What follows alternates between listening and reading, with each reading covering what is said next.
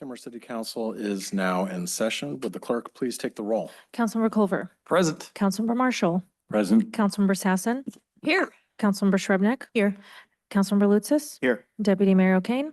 Here. Mayor Herbig. Here. All present. Next, I'd like to read our land acknowledgement. We acknowledge that the city of Kenmore is situated upon the ancestral lands of the Snohomish, Snoqualmie, Soxhawtl, Duwamish, Stillaguamish, Tulalip, Suquamish, Muckleshoot, and other tribes who are part of the Coast Salish peoples. We recognize and express our deepest respect for their enduring stewardship and profound relationship with this land, which they have cherished and protected since time immemorial. We honor the First Peoples, acknowledge their vibrant cultures, and commit ourselves to learning from their wisdom in our journey to promote justice, equity, and mutual understanding. We pledge to stand alongside these communities in acknowledging past injustices and working towards a future that respects and celebrates the diverse heritage of this land. Now, if you'd all please stand and join me in the flag salute.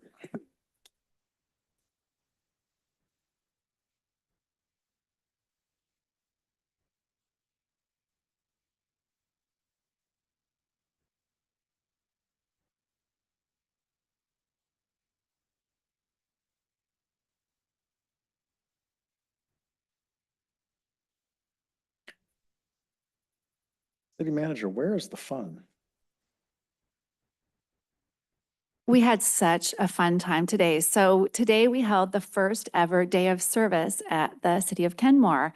So you'll see pictures. It was the most spectacular weather for it. And city staff, you can see the group photo. We all came together in our work clothes and we beautified the city hall property.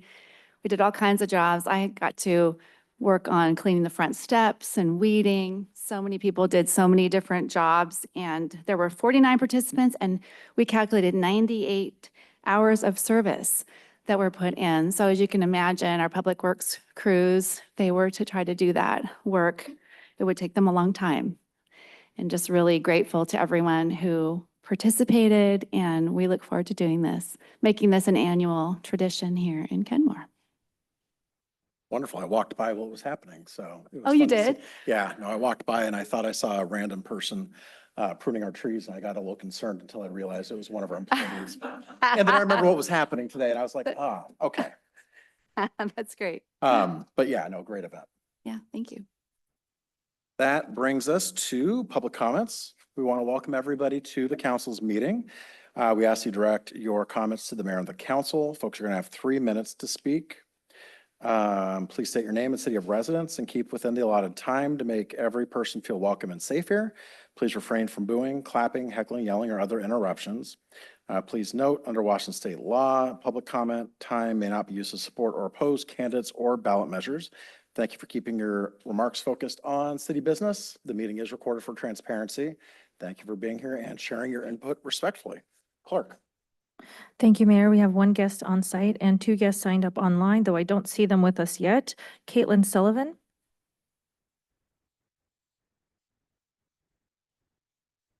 And Caitlin, be sure to activate your microphone. Hi, Mayor, members of council. My name is Caitlin Sullivan. I'm a Kenmore resident. I wanted to speak briefly about the missing middle housing regulations that you have before you tonight. The most pressing of these concerns for me is regarding inclusive zoning proposal and the fee in lieu as laid out by Arch. By way of introduction, I'm a housing obsessive, which means that I spend all of my free and leisure time thinking about, reading, and writing about housing. I'm also a real estate broker working with small infill developers, and both my work and I are data-driven. I put incredible importance on making decisions based not only on data, but on the correct data. When the Arch inclusive zoning proposal was first introduced, it didn't look right. After further discussion with Arch and an analysis of their figures from the perspective of an infill developer, what I found is that where their data may hold true for a point in time in the past or for a larger project, it doesn't hold true for middle housing developers in Kenmore in 2025. A few of the issues were, first, that Arch's estimate of the cost of a townhome project was off by $95 a square foot compared to what we're seeing with builders today. That's an increase of over 46% from the numbers they used to provide you with the proposal you have in front of you. A similar discrepancy was found for DADUs and cottage development. The total costs also underestimate the marketing cost for infill builders by 50%. They fail to take into account that most small developers use hard money loans with interest rates between 10 and 12%. not the 6.5% figure that Arch estimated. The list goes on, with the result a dramatically underestimated cost to build. Then on the flip side, their market prices for affordable homes are substantially lower than what the market would bear. And the net result of this error is that the fee in lieu estimate is off by nearly 50%. For infill and missing middle developers, the costs are higher, the returns are lower than larger developments. Where we all acknowledge that we do not have enough affordable housing, we also do not have enough missing middle housing. And that's why it's missing.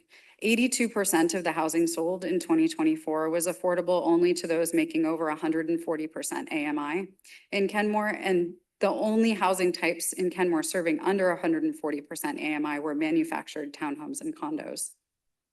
We need this housing and we need it to be as affordable as possible. We cannot risk adding a fee onto small developments, especially when we're doing it on bad data. If you're inclined to put inclusive zoning requirements on any new developments in Kenmore, please consider putting them on new units over 2,000 square feet. We have enough large single-family homes which decrease affordability in our community, and we need to start rebalancing the scales. Thank you. Thank you, Mayor. I do not see our virtual guests online with us. That concludes our speakers list. Okay, well then with that, we will move down to the study session table for the rest of the meeting and go from there. So we'll reconvene in a couple minutes.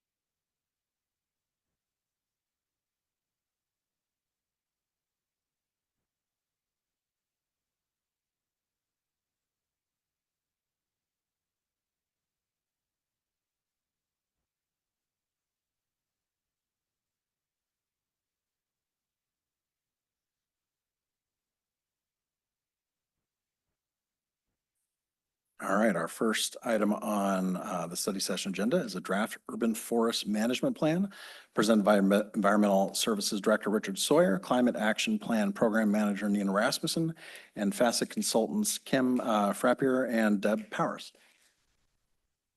Richard. Good evening, Mayor, Deputy Mayor, and Council. We're here this evening to present to you the draft urban forest management plan.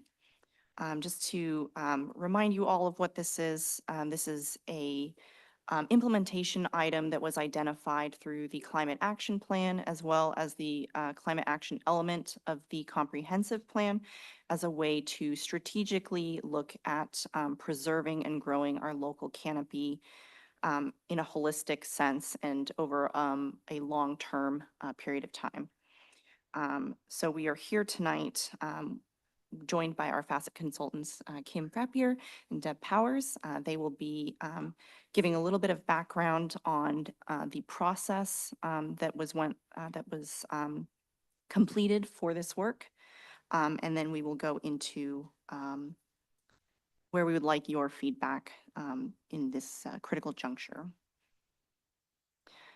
So just to give you an idea of how we will structure this, we will go into the plan development a little bit, talk about our local urban forest, the community vision, that's our engagement piece that we did and the feedback that we received from our community. And then we will dive into recommendations and have some discussion there, and then talk a little bit about our next steps after this process.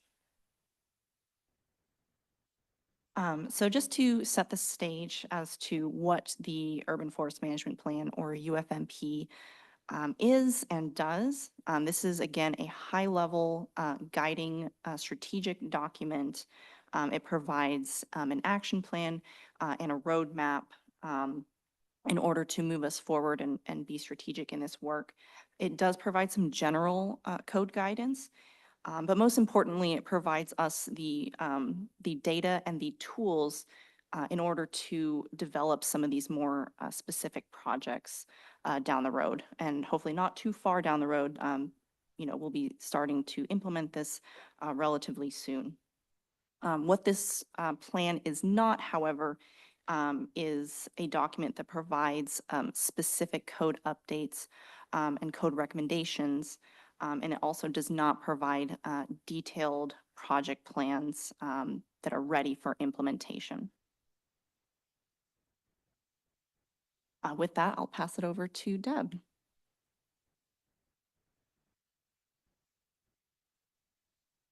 You. Good evening. So plan development meant looking at Kenmore in 4 key areas of urban forest management. Those are symbolized by the icons on the right, and we'll talk about what they symbolize in upcoming slides. The framework for the plan is based on a model for healthy, sustainable urban forestry. The process of developing the plan involved conducting a gap analysis, measuring and analyzing Kenmore's current urban forest, the trees themselves. And we conducted a community engagement. We had an open house and a survey. And then that was all to help develop the goals and the actions that we'll talk about through this presentation to map out, like Nina said, what Kenmore needs to do in the next 5, 10, and 20 years in regards to urban forest management.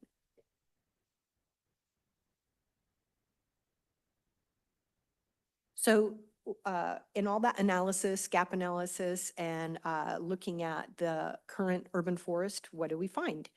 In those 4 key areas, so that's the tree resource, the trees themselves, the city's policies, plans, and regulations, and in the municipal program or the organization itself and what it is doing with urban forest management, and the interaction between the community and the municipality. We used a performance assessment using the criteria and indicators that are in the plan in Appendix A, in which those indicators go from low to optimal. And what we found is described in Chapter 3, which is, those kind of ratings, you could say, under the tree resource that was optimal in data and the urban tree canopy data and analysis. Under the policy, plans, and regulations, the performance indicators were optimal for the tree code that you all were involved in, a fairly recent update, and the climate action plan that identifies urban forest management in it, but low in certain other policies that could have greater support of urban forest management in Kenmore. Under the municipal program assessment, it was low to moderate performance depending on the criteria. And then in the municipal community interaction is mainly high, which we saw that with the open house and participation and the survey participation. So with that, I am going to hand it off to Kim. Talk a little bit more about that measuring and analysis of the existing urban forest. Great, thanks, Deb.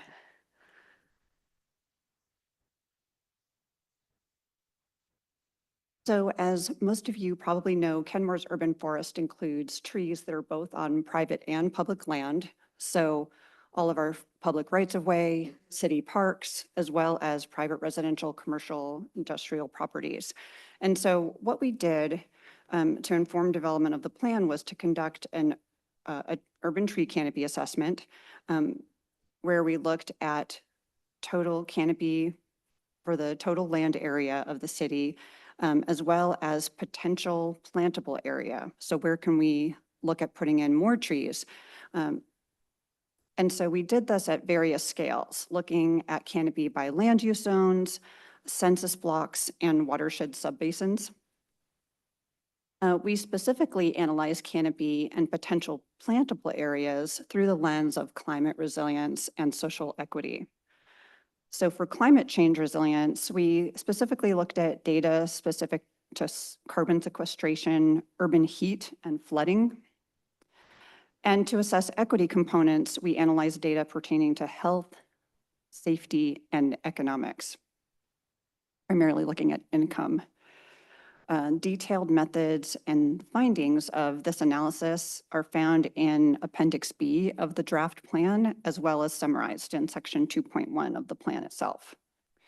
And so what we learned from this analysis is that Kenmore has approximately 1,790 acres of tree canopy. This represents 46% of the city's total land area. And without counting St. Edward State Park, the tree canopy is closer to 41%. 64% of this canopy is located in residential land use zones, with commercial and business land uses representing about 8.5%. And through this analysis, we determined that the city has approximately 605 acres of potential plantable area.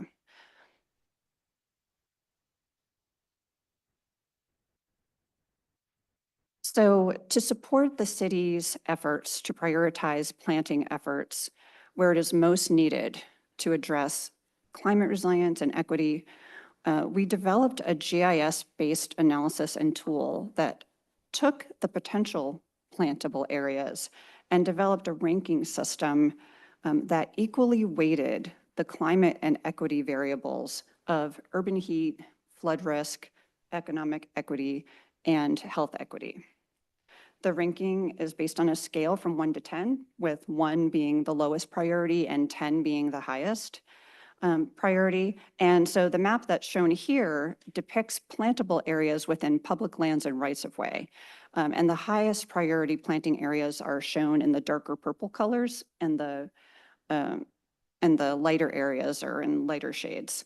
We will also have an analysis and a map included in the final plan that also includes private property as well. So the plantable areas analysis, as I mentioned, shows a total of 605 acres, and how that breaks out by private versus public land is that we have 465 acres identified on private land, 99 acres on public land, and 42 acres specifically within the rights of way. And as you can see from this map, most of the high priority plantable areas where we saw the highest need in terms of those climate and equity variables are in the north end of the city. So this GIS-based planting tool can be used by city staff to identify priority planting sites and develop goals and high-level plans. But it's also really important to note that this was a coarse GIS level analysis, and that doesn't replace the need for more site-specific level planning by city staff. One example of seeing this in action is seen in this slide here, where we're looking at a parcel that's specifically managed for stormwater. This site was ranked at a level 6 and 7 using this GIS tool. So about a mid to high priority level on the scale. The city has 31 similar detention pond sites across the city that could provide up to 2.5 acres of plantable area. We did run additional case studies, and those can also be found in Appendix D of the draft plan. And so, yeah, I didn't know if you wanted to say anything more about that, Richard, or you want to save it for a little later. No, I just kind of threw this in just to provide, I know that many of you all are eager to, start seeing some projects go in the ground. So again, we were able to just kind of overlay our stormwater facility GIS layer and like, well, what do these 30 properties look like that we know have some potentially unused open space, and quickly come up with some high-level planning documents such as this. But as she mentioned, we would need to go and actually, vet these sites out and make sure that, it would work. But yeah, I think it's going to be a great tool to start narrowing down these project locations. And then I also just kind of wanted to jump in, I think at the beginning, meant to add that, we're we're covering a lot of ground in these first few slides. You know, we're about 3/4 of the way through that plan. But we are kind of intentionally trying to get to these goals and recommendations, these actions. That's where we really could value some input from you all.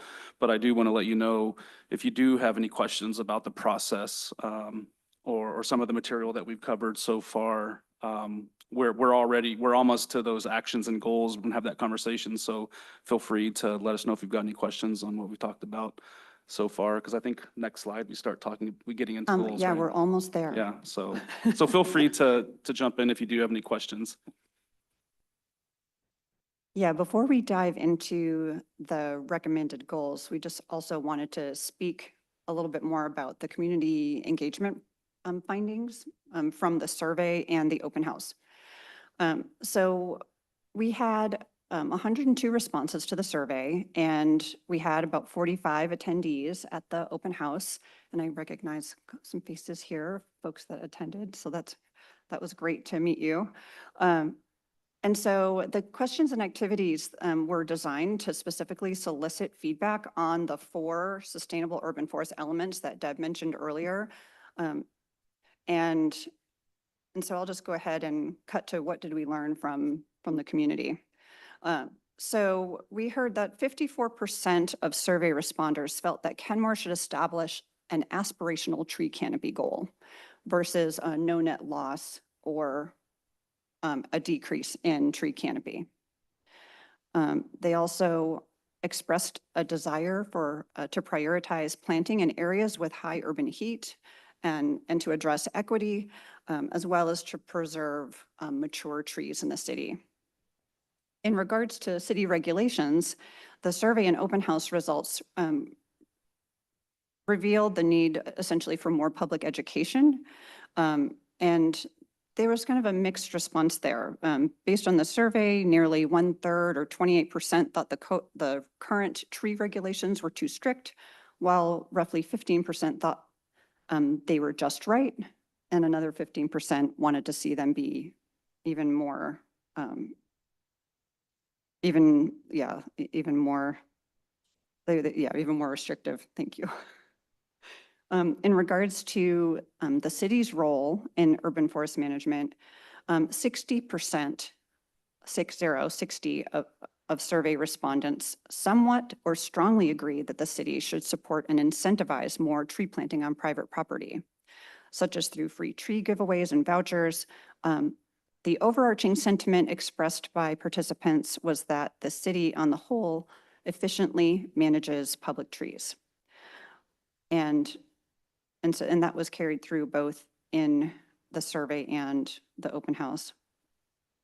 In terms of city community partnerships, participants voiced the need for increased public education on the benefits of trees and would welcome the opportunity to participate in city-sponsored workshops and tree planting programs.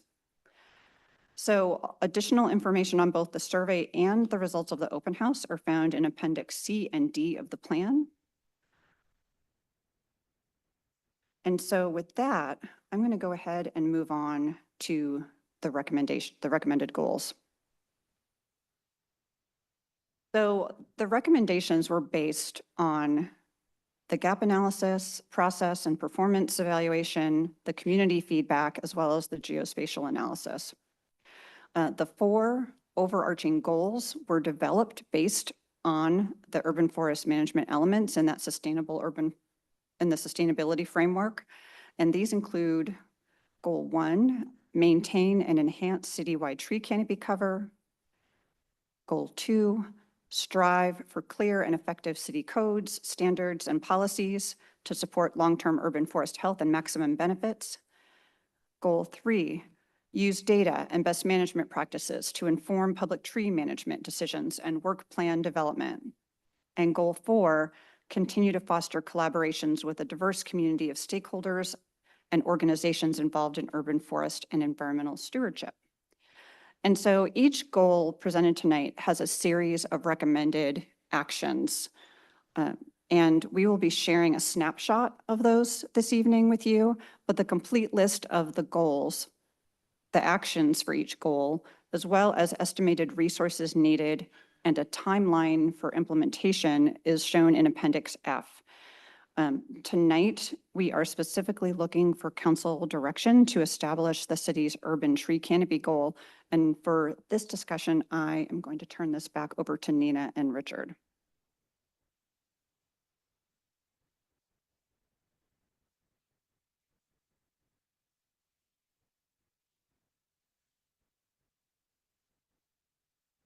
There we go.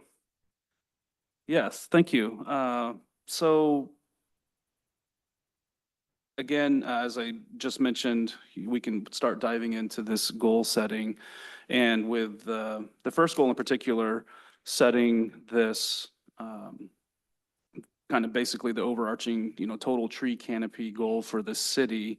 And as was mentioned, the majority of the community was pushing for, an aspirational goal. They definitely want to see that canopy grow.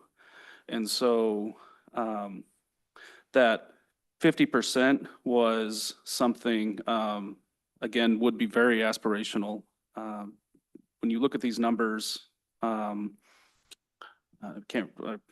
don't have the exact number in front of me, but where we're at now was 1,700 plus acres of canopy, which puts us at 46% with total city. And then a lot of the conversation around too was kind of how does St. Edwards play into that? But if you didn't consider St. Edwards and you just looked at the rest of the city, we'd be hovering about 41%. So looking to go to 50%, if you convert that to acres, going from 46 to 50, we're talking about 160.5 acres of land. So, that's the Inglewood Golf Course plus another dozen acres on top of that. So that's that would be really aspirational. So, and I just add that, so as you are kind of thinking about that and providing us feedback, that's just kind of keep that in your mind. That's what 50% would mean. And then with that goal,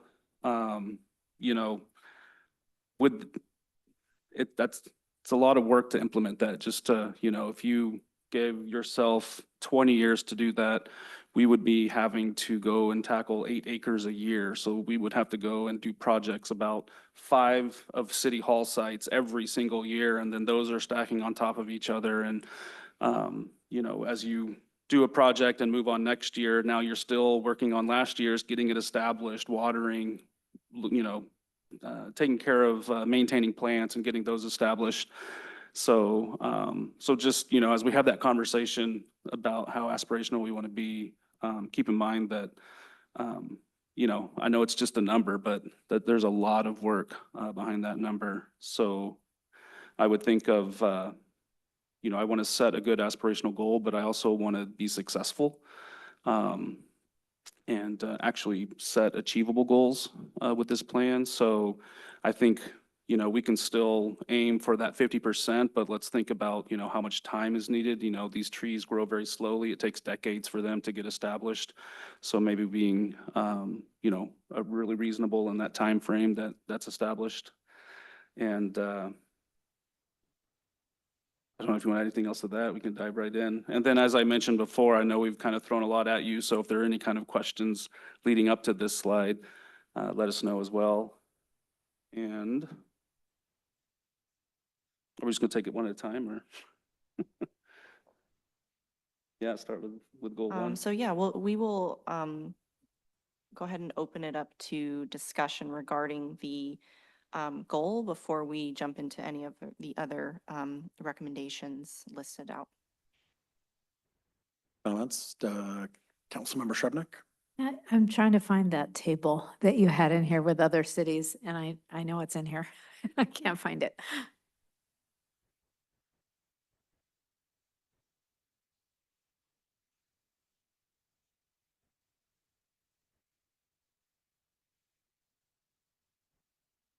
Page 16.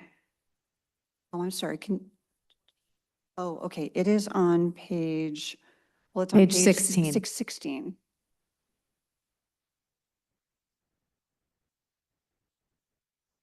Were there any other, the reason I was trying to look for that, were there any other cities, like suburban cities that are, I mean, you've got Woodinville. The ones on the left are, you know, bigger, more urban. The only ones that are kind of comparable are maybe Woodinville and Lake Forest Park. I was curious if there were others, you know, in the general area, Briar, you know, Duval, Carnation, that are, you know, a little bit, I'm curious if anybody's over 50%.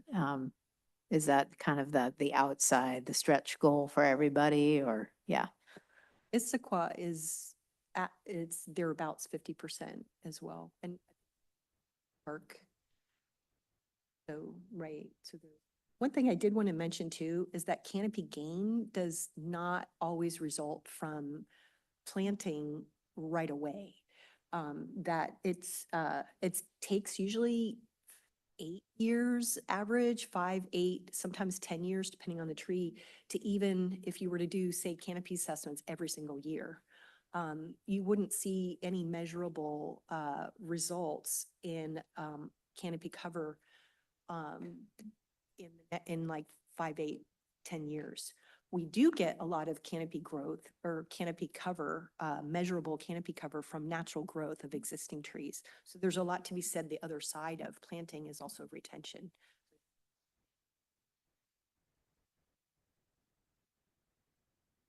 Councilmember Culver, did I see a hand or? Oh, okay, sorry. Councilor Marshall.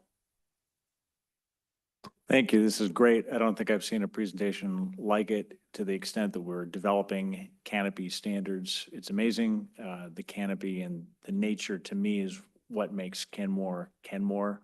It would be an urban wasteland without it. So this is great. I'm for whatever you think is probably the most realistic, attainable goal that is also high, of course. So I guess I like that 50%, like with Lake Forest Park. And I was bowled over by the impervious surfaces map presentation. That purple just seems to be seeping in to everywhere. Did you say that you have inventoried private property too to make that map? The impervious surfaces map. Did you inventory private property too to make that map?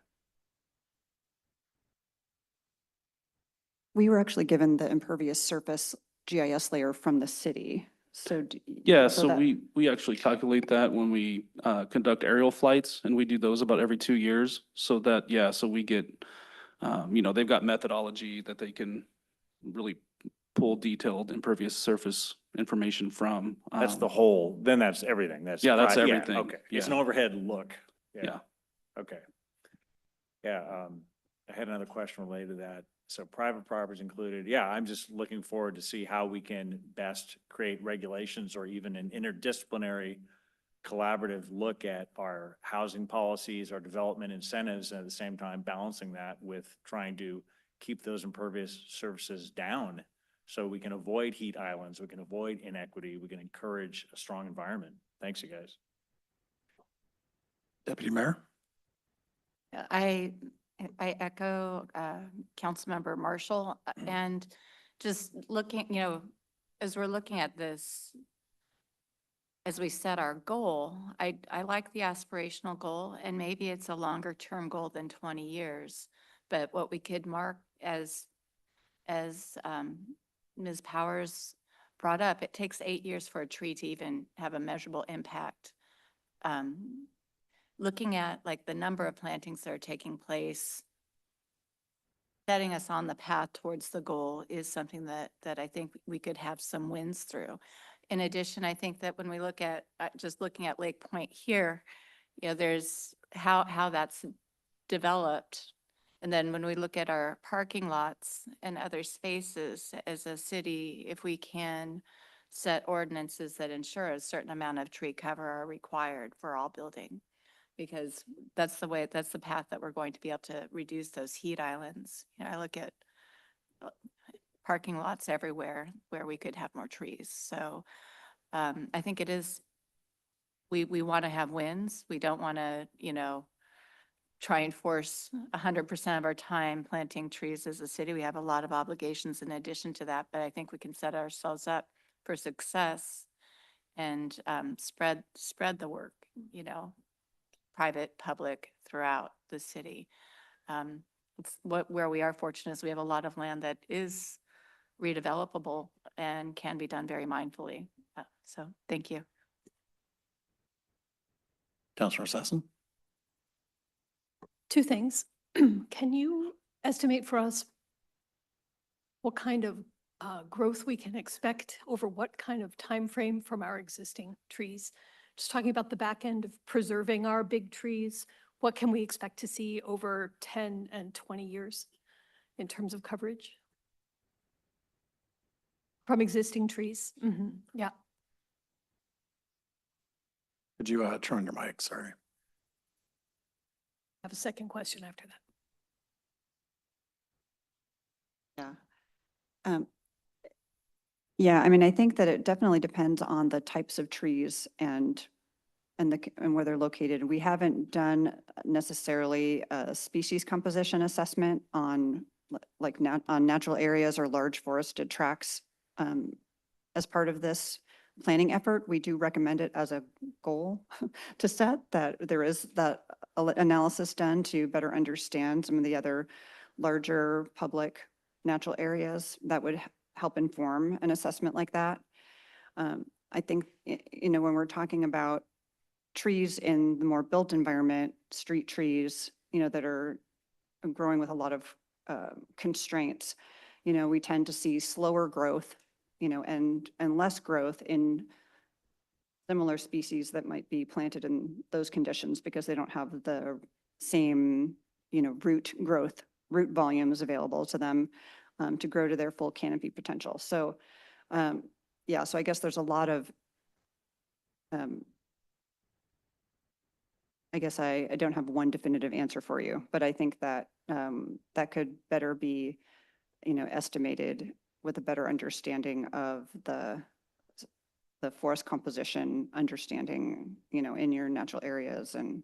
Sure. I'm just trying to, in my mind, I'm thinking, we will have to use multiple methods to get anywhere close to 50% or even, honestly, 45%.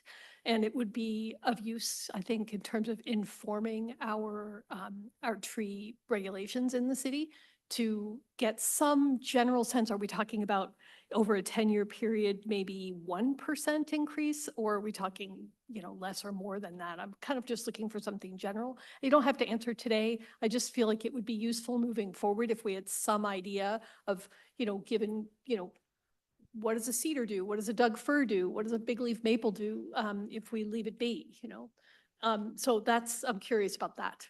How much juice can we get out of that is part of my question. And that how much sap can we get? How much tree cover can we get out of that? And then, I feel like I'm concurring with my colleagues here when I say that what we're looking at with St. Ed's is 46% of total land area, and we potentially have 605 acres of plantable. We have other goals we have to reach. Housing and trees are really, we need to marry those goals here in the city. And so I feel like for the private acreage, we're looking at 465 acres. For the public, we have 99, and then the right-of-way, we have 42, with that possibility of the 31 stormwater ponds being 2.45 acres. That seems like an attainable goal. The 4.45 acres seems attainable. But do we have to do this where we set an overall aspirational goal in terms of percentage and years? Or can we, as Councilmember or as Deputy Mayor O'Kane said, set goals? Could we say what we'd like to see is, something like 5% increase in all three of these categories over a 10-year period, and see where that gets us? Because they're each going to take a different strategy. Well, so one of the things, like to do that analysis, and we alluded to it before, we talked about the rate of how trees grow, and all species are different, and what shows up as measurable or not is on the tools to get there. And in each one of the categories that you were saying, like to increase it by a certain amount, there's not only the species variability, but there's also what we call the tools in the toolbox. So there's public education can have a direct effect on trees being planted and trees being retained. All the incentives that we've talked about, planting programs, and the code itself that has a big part in what can be retained and what requirements are for planting as well. And they all work in different ways. For example, where you think of where you're talking about in certain land use areas or certain places that you've identified where looks like it's the obvious place to plant trees. There's also the not so obvious places that usually your codes touch, like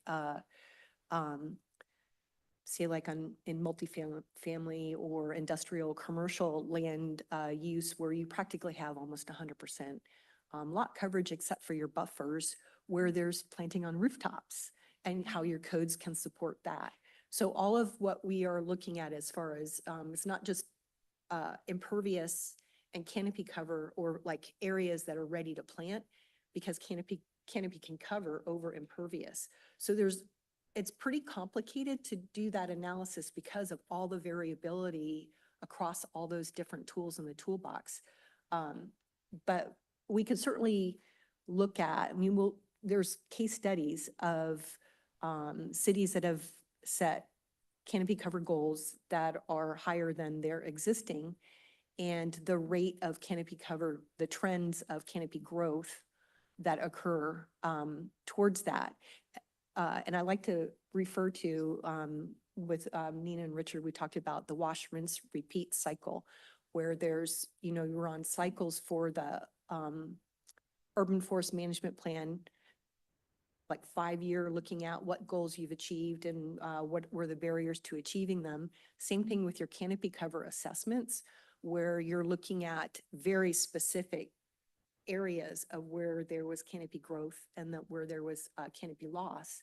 And then you revisit your codes once you know what your data is for your canopy cover itself. And then that will inform your codes in that all those cycles that happen in this wash, rinse, repeat, kind of like the climate action plan, where there's data from emission standards that are informing your requirements and your actions for that too, where this cycle occurs. So we may not be able to pin down exactly, well, here's exactly what you need to do here, or exactly what you would need to do there, or do an assessment or analysis of the specific growth in canopy cover for any one of those areas, because there's so many variable factors in that. But so it just kind of comes back to, well, would we just want to have no net loss, where it's the existing canopy cover and we hold, as long as we're holding it there, because there can be areas where there's loss, or set the aspirational goal and do the wash, rinse, repeat cycle and look at what trends in loss and gain that need to be addressed. So I hope that's helped in the process over a long term in figuring out exactly what we need to do at certain points up till that next 20-year timeframe.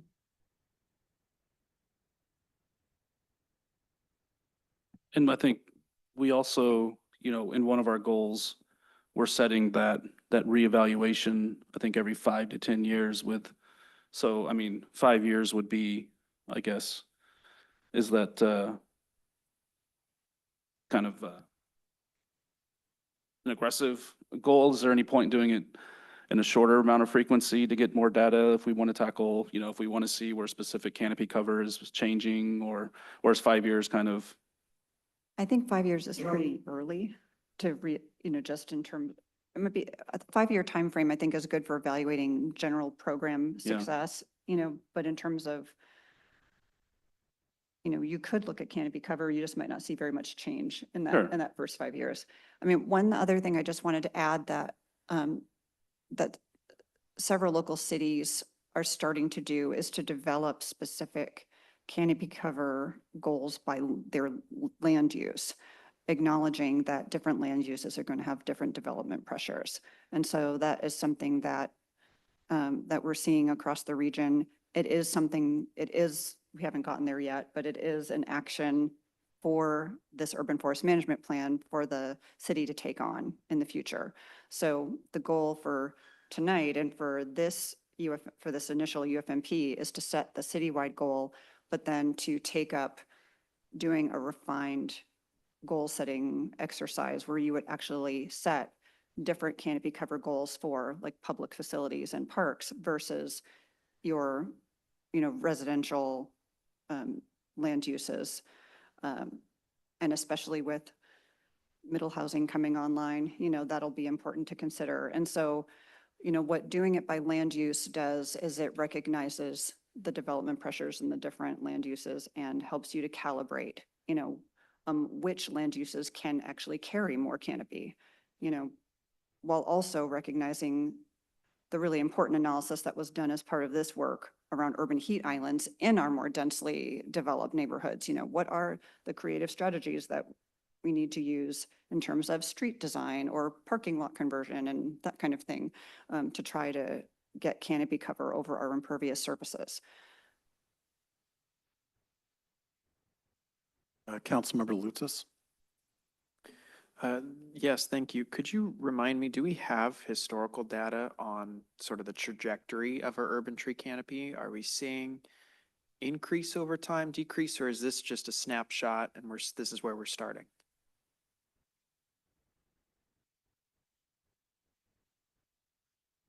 We say we do. There was a study based on, or unless you want to take it, Nina. Yeah, there was some canopy assessment completed by Planet Geo in the past. I believe that was brought forward by Samantha Loyuk in a previous meeting, but it did show an increase. And if I'm not mistaken, I believe that was over a 5-year time period. Okay, thank you. Yeah, I was just flipping through my notes and I saw that that we had a 5% increase between 2019 and 2023, 2024, between two different assessments. Deputy Mayor? And just two things. Are we looking at Magnuson Park right here? I realize I thought that's such an unusual view of Lake Point. I had no idea there were so many trees. So I saw the golf course. So I just wanted to give you I was thinking, gosh, but what we do see here at Magnuson Park is really high quality restoration and trees, wetland area and trees put into a place that needed restoration. So I'm highlighting that because we do have Lake Point coming online as a city. So it is probably currently counted as private property, but we will act with about 20 acres. I can't remember how much we're going to be purchasing off the top of my head. I think it's 14. 14, yeah, so 14 acres in addition that we'll be able to do some strategic planting to kind of help with that. I think the really important thing that we as a council decide on, what does 50% look like? I'm including St. Edward, so 46 to 50% to me feels more attainable.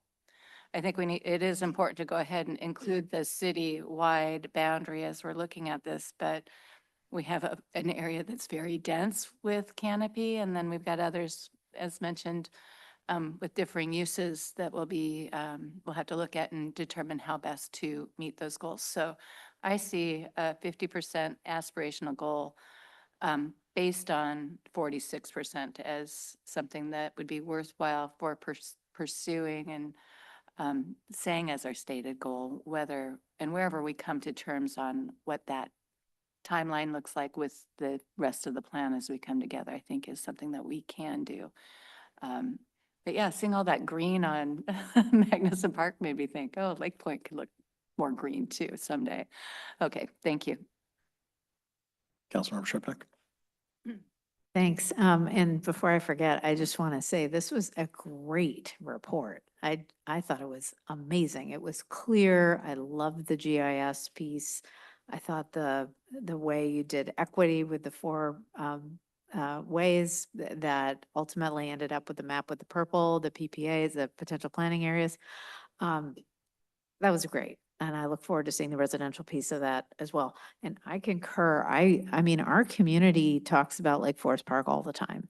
And that is to them, our neighbor, and the benchmark for what they want the look and feel to be. And realistically, they don't have a state park. So, you know, they're 8-9% greater tree canopy coverage than we are if we look at our non-St. Ed's area. So with St. Ed's, I definitely am supportive of going for the 50%, having that be our aspirational goal. And if given the 8-year timeline for, trees to grow up and all of that needs to be taken into account, we push out the when you get to that further. But I definitely think the goal needs to be there.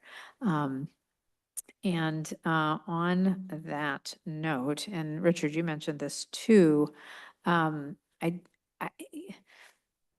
5 years, I also thought was long, but then I hear maybe short. But I think we're thinking about it maybe in different ways. I do think, I mean, the cap, we look at even a shorter time window for emissions. And so, I mean, that's my frame of reference. But certainly at 5 years, I mean, we'd want to see no net loss in 5 years for sure. And, maybe some indication that we were moving in the right direction in terms of activity successes, as Kim mentioned. So I wouldn't want to go longer than 5 years and maybe even consider shorter as well. I think I have a couple other questions, but I can wait for those. Yeah, let's try to limit things down to the question I have right now, which is the canopy. Exactly. I echo my colleagues. I also think that 50% is a laudable goal and what we can aim for. And I think 5-year check-ins, I think, and having those systematized and kind of put in our calendar would be great, just as make sure that we are circling back on a regular basis and checking in on how things are going. Councilmember Culver. Yeah, I say go big. The utility box outside says dream big, 50% and then some. So we have seen multiple times, both in this report and certainly here in chambers, more than a time or 2 or 3, people are very passionate about trees. And if we over deliver on trees, they're going to be very happy about that. So I am all for it. Councilor Sassen. Math question. I did not write down how many, the total of how many acres we have that is our current canopy. So I'm trying to estimate what would be that 4% makeup between our current 46% total land area and the 50%. How many acres of planting are we needing to add to that? At 165 or? That's where so it's calculated about 160 and a half 160. acres. And again, that's just kind of, that would be canopy growth. So, as we've been discussing, there's many ways to get, the existing canopy is going to grow. We can, get other methods. So it's not all just relying on planting, but 160 acres is what gets us to that 50% canopy. And then the next question is, if we're aiming for 50%, over how many years are we, what is the aim? If we check in every 5 years, I'm expecting that canopy loss is going to show up faster than canopy gain. And so we definitely want to continue monitoring loss, making sure we're not backsliding. And then are we talking, is the suggestion that we check in every 5 years and then we're looking to 50% at what, 10 years, 20 years? Next year, what are we talking about? That's what I mentioned earlier is, I think 20, they grow very slowly. 20 years would be, I think we need longer than that. I think we're looking at more like a 50-year plan. Obviously we'll keep striving to get there, as quickly as possible, but I mean, just as you said, I mean, it's just, you know, just planting alone takes so long to establish, and then, you know, working with property owners, you know, and adjusting how we view our own projects. So, you know, you know, we have opportunities where we can look at, you know, this is kind of providing us another lens to even look at our own projects, or perhaps, you know, we work with other departments and development services on how private development happens. It adds a lens to that to see, are we really maximizing, you know, the planting of trees? Just like I mentioned, the lens, like it helps with the stormwater. I mean, before, you know, we would have a development and it's just, we go out there, that one example I provide, we go out there and just mow that 3 times a year, and it's huge. And I mean, it's like we could be, you know, there's about half an acre there that we could plant trees and be using it differently. So that's what this plan is nice, is that it's shining a light on not just, you know, going out planting trees, but how are we doing things? How can we change how we're doing things? Yeah, I don't know if you have anything to add to that. I'll just add that, and Richard touched on this a little bit before, but that timeline too will really be dependent on whatever resources, just staff-wise, that we can put towards that. So, you know, depending on if we have sort of a truncated timeline that will require a lot more dedication from our existing staff, or, you know, if we're able to sort of break this out into a longer timeline, it won't be as much of a, you know, sort of a time burden on staff. So I just want that to be a consideration as we think through when we can achieve these levels of canopy cover. I was also just wondering if there could be any sort of citywide adopt a forest program where, you know, we plant out some of these stormwater ponds and we recruit a group of people who are willing to go out there and monitor watering and tree tending. You know, our citizens are clearly invested, and I just wonder if there are ways, like we do with, you know, Adopt a Street, if there were any possibility of including our public. Yeah, absolutely. And I will say that that is one of the pieces of the recommendation. So involving our community, our public in that process. And I know we've chatted with the Climate Action Advisory Committee. They are really advocating for getting some planting events started as early as this fall. But really moving forward with that piece and, you know, sort of a multifaceted approach and getting folks involved, educated, and a part of the solution. Yeah, you know, yeah, there's a wide range of ways that we could attack this. I mean, we can add staff and, you know, we could get an arborist.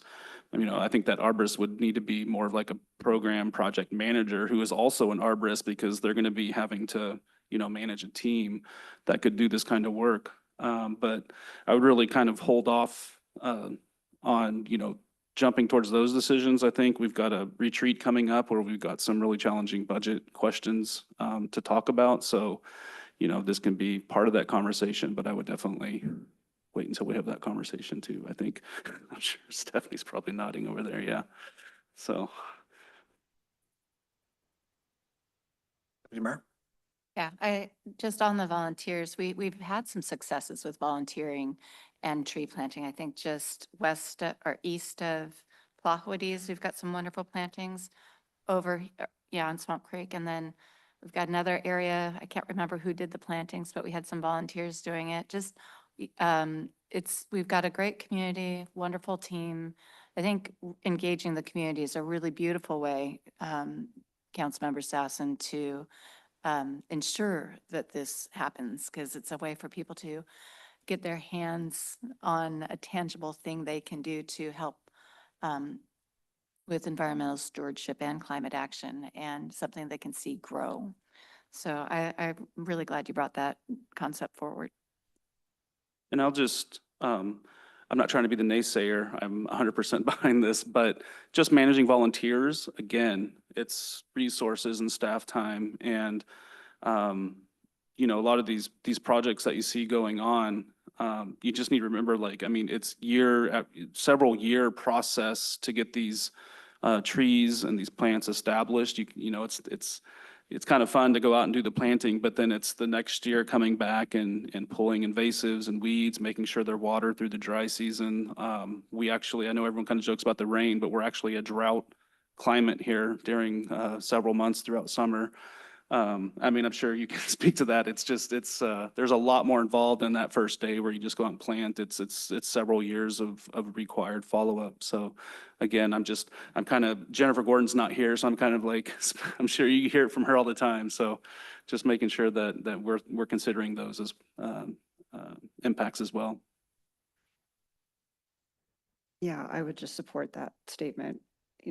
Having I worked for a small city, Mercer Island, before I came to consulting, and volunteers were very important to our natural resources program and urban forestry efforts, but they definitely required staff training and resources to support those efforts. So and expertise, and so I think that it's important to consider the resources needed to support volunteers. That Yeah. it's great, I think, for community education and community building. And yeah, just Yeah. a lot of unique challenges around here too. And just another site with a lot of great plantings are now providing lots of food for beavers. So that's canopy loss, but is it bad? So yeah, just a lot of different things going on when we're looking at these overall canopy numbers. I just wanted to address the timeline, in the bigger picture, when you think of, for many reasons, in some cities, they usually are looking at canopy cover goal as part of a policy, like in their comprehensive plan, which is on a 20-year, their 20-year cycle. That 20 years is pretty reasonable, aside from the policy timeframe for canopy cover, because you'll have probably three, maybe 4 canopy cover assessments, because those are as resources allow, within that 20-year timeframe, in which you can look at gains and losses and then implement any of the programs and volunteer plantings that we plant programs that we all talked about, the whole menu of what can be implemented to address, because there always are canopy gains in some areas and losses in other areas. That's when you just look at, well, what can we do to address? Oh my gosh, look at how much loss we're seeing in right-of-ways, and look how much we're gaining someplace else. And then adjust whether it's codes, regulations, incentives, public education, to then tweak what's going on out there to hopefully see gains in the areas that you had seen losses. So, Yeah, and I'll just add one more point to what you were saying, Deb, of doing those assessments every 5 years. And you can actually, because you're doing the canopy assessment by land use, you can actually see where, which specific areas in this, within the city are you seeing the gains and losses, just to emphasize what Deb was saying, because you can see, might see, oh, well, we're really losing a lot in multifamily, land use areas versus another land use. And what does that mean? Like what, in terms of informing, does that mean you need to be looking at your development regulations and offering incentives? Does it mean that we need to be investing more in private tree planting giveaways and homeowner education? I think that those assessments over time can help to inform where you go programmatically and policy-wise. So I just wanted to emphasize that, because I think that was a good point. Councilor Sassen? Well, I feel I would be remiss if I didn't call out Tracy Banashinsky's work with organizing volunteers in the city, as Deputy Mayor O'Kane said, along the Swamp Creek. And having done that with her multiple times, really the biggest issues are getting the blackberry out. And I am curious, how are we discerning from the air between tree canopy and blackberry cover? But the blackberry has to be managed before the trees can thrive. And I appreciate that we've got areas that you're mowing, because I'm assuming that's not covered in blackberry, Yes. Yeah. and we have an action for that. So I Already- definitely agree that we have many, multiple challenges, and all of it, Mhm. it comes with a price tag, so.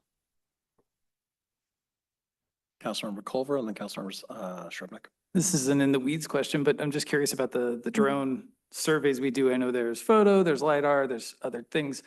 Do we do that in-house? Like, do we have that capability, or we farm it out to someone else and pay them a modest fortune to run them? The citywide assessment, we contract with a consultant to go and conduct that work. We can kind of do more of a project kind of scale drone data capture. And we do have the capability of going out and collecting more than just the visual band, which, we can collect and identify vegetation cover, but we don't really have, that's more helpful just in seeing like where vegetation is versus impervious cover, or like where a stream is underneath the tree. We don't really have the in-house expertise to do like a canopy cover assessment like you see in the report. Yet. Budget talk, hey. You do, we worked with the GIS department and you have a brilliant GIS department. Councilmember Shrubnik. Yeah, thanks again. And I want to call it your Appendix F because it does have fantastic actions. And I did have a question, and this relates to how do you get to that increase, and the PPA map that you showed. It looked like some of the bigger areas were parks, existing parks like Wallace Swamp Creek and the Brightwater site. I mean, is that how you guys saw it? And if those are fully programmed, I'm just curious, what is that? I guess if there's a place that's already as full of trees as is planned, how are those understood as potential planting areas? Because it looked like the bigger areas were our existing parks. And again, I think, this was really a high level kind of capture. When you start looking at specific sites, that's where that, you need to go in and actually look at how's it being used, what's there. For instance, in that stormwater site, I actually had to go in and remove the pond itself and the bioswale going out and the pipes, because obviously we're not gonna be planting trees Right. in the right, pond there with the okay. dredge. So I had to, just kind of, it narrowed me down to some potential sites. And Okay. then when I looked at it Okay. more closely, that's where you find it. Yeah, because we're not going to plant trees, where kids are trying to play soccer. So Yeah. when we start looking at specific sites, we would, refine how much potential planting area there'd be. Okay, I guess I was curious. I mean, if they're potential areas, but they're already full of trees, how did you understand that? So these were areas that weren't already full of trees, right? Well, when the plantable area, through that analysis, it took, when we did the GIS analysis, we removed existing canopy. Yeah. So the areas that are left Okay. might be vegetated, but it might just have Gotcha. grass. Gotcha. We Okay. also Yeah. excluded Okay. for sites that would not be converted, like ball fields and golf courses and things that might have had vegetation, but Right. have other Okay. have other uses and wouldn't necessarily be And I just, converted. thank you. I just want to put a plug in for what my colleagues have already said and call out I think you guys have seen the email about the Miyawaki Forest idea. That's brought to us by a resident here who, with other residents in Lake Forest Park, I don't think they had any city financial support, built a forest in Lake Forest Park. So, I mean, we do have pretty skilled and dedicated volunteers, even outside of the existing groups that were called out. So, and that was the only critique I actually had of the report, was I felt like it didn't call out as strongly as I think we have potential for use of volunteers, and really leaning into that. So, yeah. Do you feel like you have direction on the canopy goal? So what we're hearing is that we want to go with the 50% canopy goal over, what I was hearing, over a 20-year timeline. Is that I heard. correct? All right. Okay. And I guess just, Yeah, and check in every 5, yeah. Oh, what was that, 2025? No, and check-ins Oh, every 5. 5 years. And just to manage expectations, though, that's, we're not going to have the capacity, for us to go out and find 160 acres and plant forests. So this is really going to be contingent on us developing those volunteer programs and really, looking at regulations and how we're doing things in order to achieve that. So, but again, we'll also be doing what we can and getting trees out there. So just want to make sure we're really clear on that. And we, I can't remember when this was, 3, 4, 5 years ago, everything kind of blurs together, but we had a big tree giveaway. I don't know, I remember coming by here and there was a lot of people pulling up with pickups and taking trees home, and that was, can't remember when that was, but it was wildly successful. And so maybe we want to, when we get closer to budget season, have a conversation around how we can kind of make that a more regular, like semi-annual thing or something. I don't know. But Yeah. Maybe a little bit more, just, it would be nice to know where the trees are going and maybe have some sort of pledge or commitment or something that we can have a little bit more control and keep it in Kenmore would be nice. So. yeah, for sure. But otherwise, yeah, it was a successful giveaway. We are exploring actions, this fall to really start off strong and not sort of delay anything. So we don't want this plan to sit on a shelf. We want to start working on it and start implementing it. So that's, we're already throwing ideas around in different events and programmatic options around to get this work started in earnest.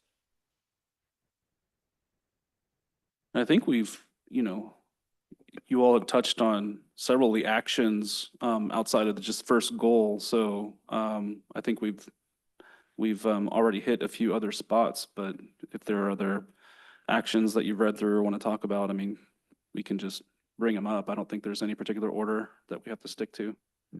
Councilor Lutzis? Yeah, I certainly agree with public education and working with homeowners, property owners, and everyone else through the city, since that's where a majority of the trees are, and looking at incentivizing preservation as potentially one of the most reliable ways to maintain and continue that tree canopy growth. 2.5-ish acres of retention ponds, only goes so far toward that goal. So looking at how can we communicate with property owners and creating that pro-tree culture and encourage the growth and continue on that path, since it sounds like already based on the other evaluation that we had that we're on an upward trajectory. If we can maintain that and emphasize that, I think we'd be in good shape. Councilor Shrubnik? Yeah, action related to that, but also I did have a question, and I don't know where that comes up, but there was a sentence in the report. It says, understanding that new tree planting is important to the community, staff expressed concerns that established tree care costs informed by planting goals are perceived as arbitrary. And this is the part I had a question about. CIP-related tree planting in streets and parks will not be supported in future budgets. I didn't understand. Did we make a decision about that, or? 'Cause that feels like it goes against what we're trying to accomplish. This is page 40 of the report, and maybe I just didn't understand where the commas go in that in that sentence, so it really has the opposite meaning. So that was my question, and then the action related to what Councilmember Lutzis was saying is, as we, just a neighbor of ours the other day cut down 2 really lovely big trees that must have been just under the significant tree level. And it just killed everybody in our neighborhood. We just were sick about it. And I just wonder whether we could, even in short order, kind of build in, we currently allow 2 trees a year. Yes. Can we build in, like, before you do this, let me tell you about the importance of trees. Like a doctor consult before you do something, or, something along those lines, just to give people pause. And I mean, we've cut down trees on our own property, so I mean, I know it has to happen sometimes, but yeah, well, yeah, I mean, this was not a view area. I mean, anyway, I'm just saying, I wonder whether something, advisory could even be implemented in short order. And if you've had a chance to look at that sentence, I'd be curious what it means.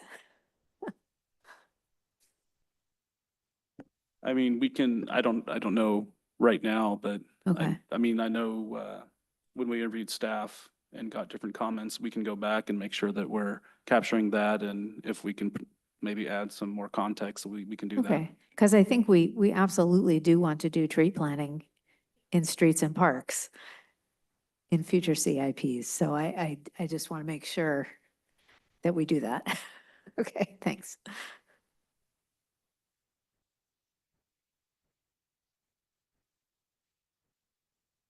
Yeah, if that's all the comments on the overall goal, we'll kind of move into the 4 groups of recommendations. And if you have any comments or suggestions on where we might add there, please feel free to provide us your feedback.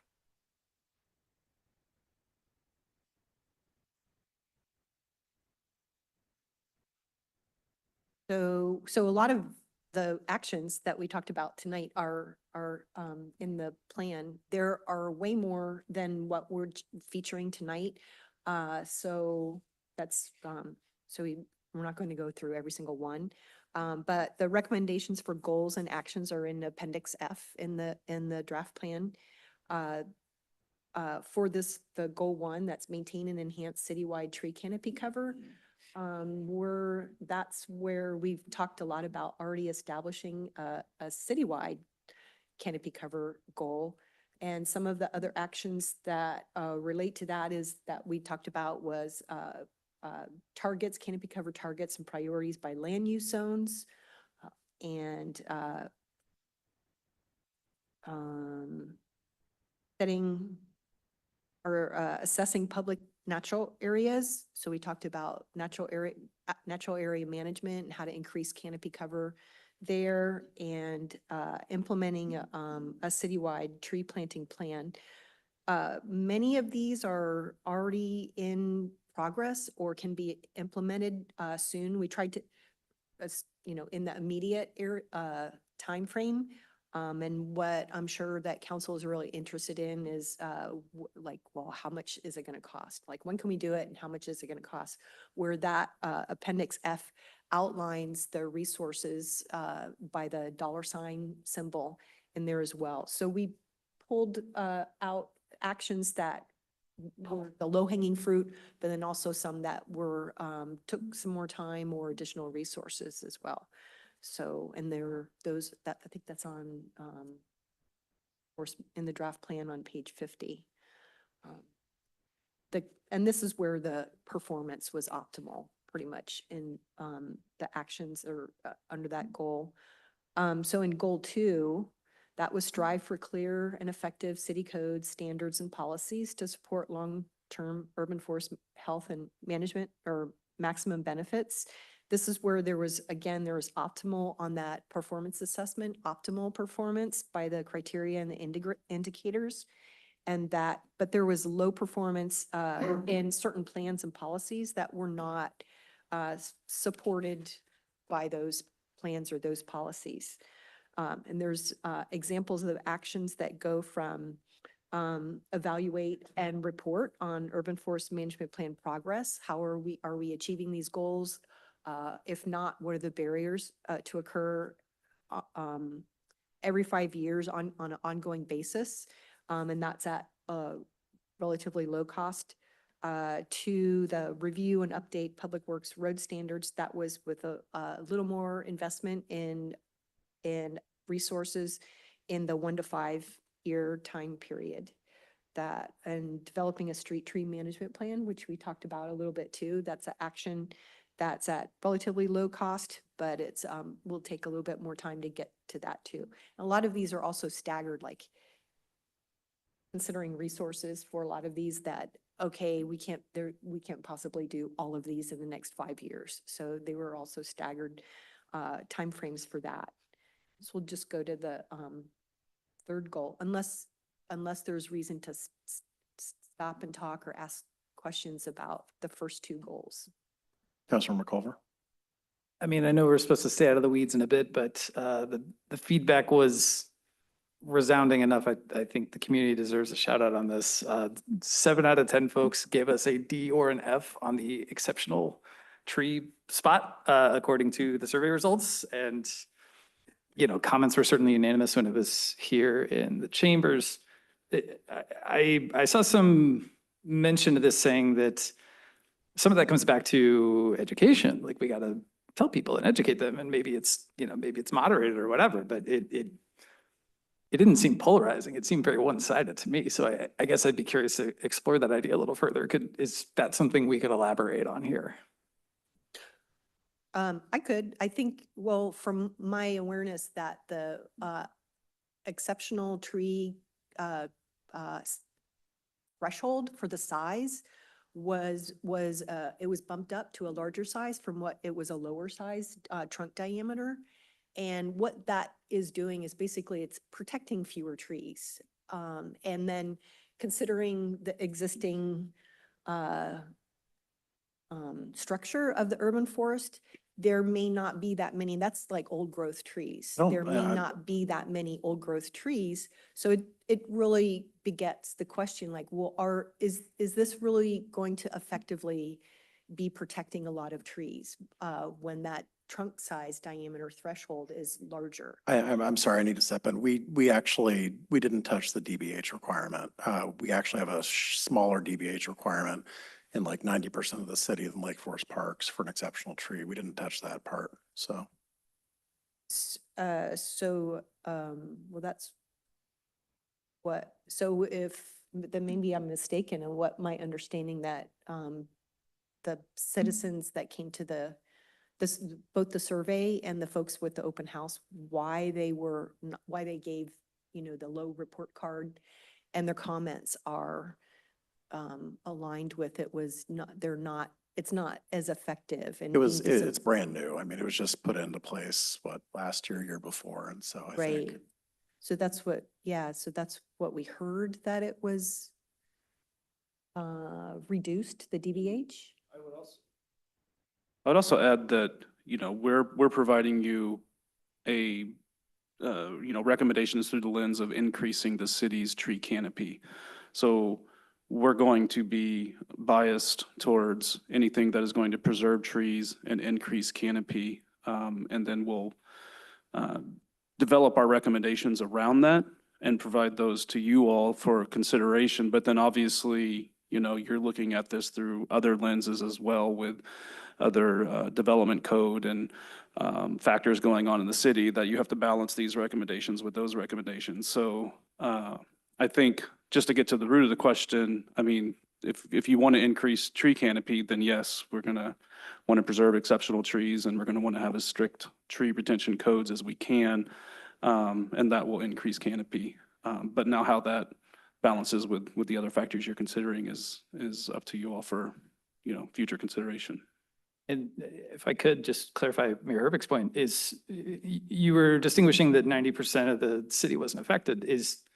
We did change the DBH though, right, for the 10, or certainly we made changes that affected the downtown, you know, core zone, whatever the phrase is. We But exempted part of the city, yes, but we didn't change the DBH.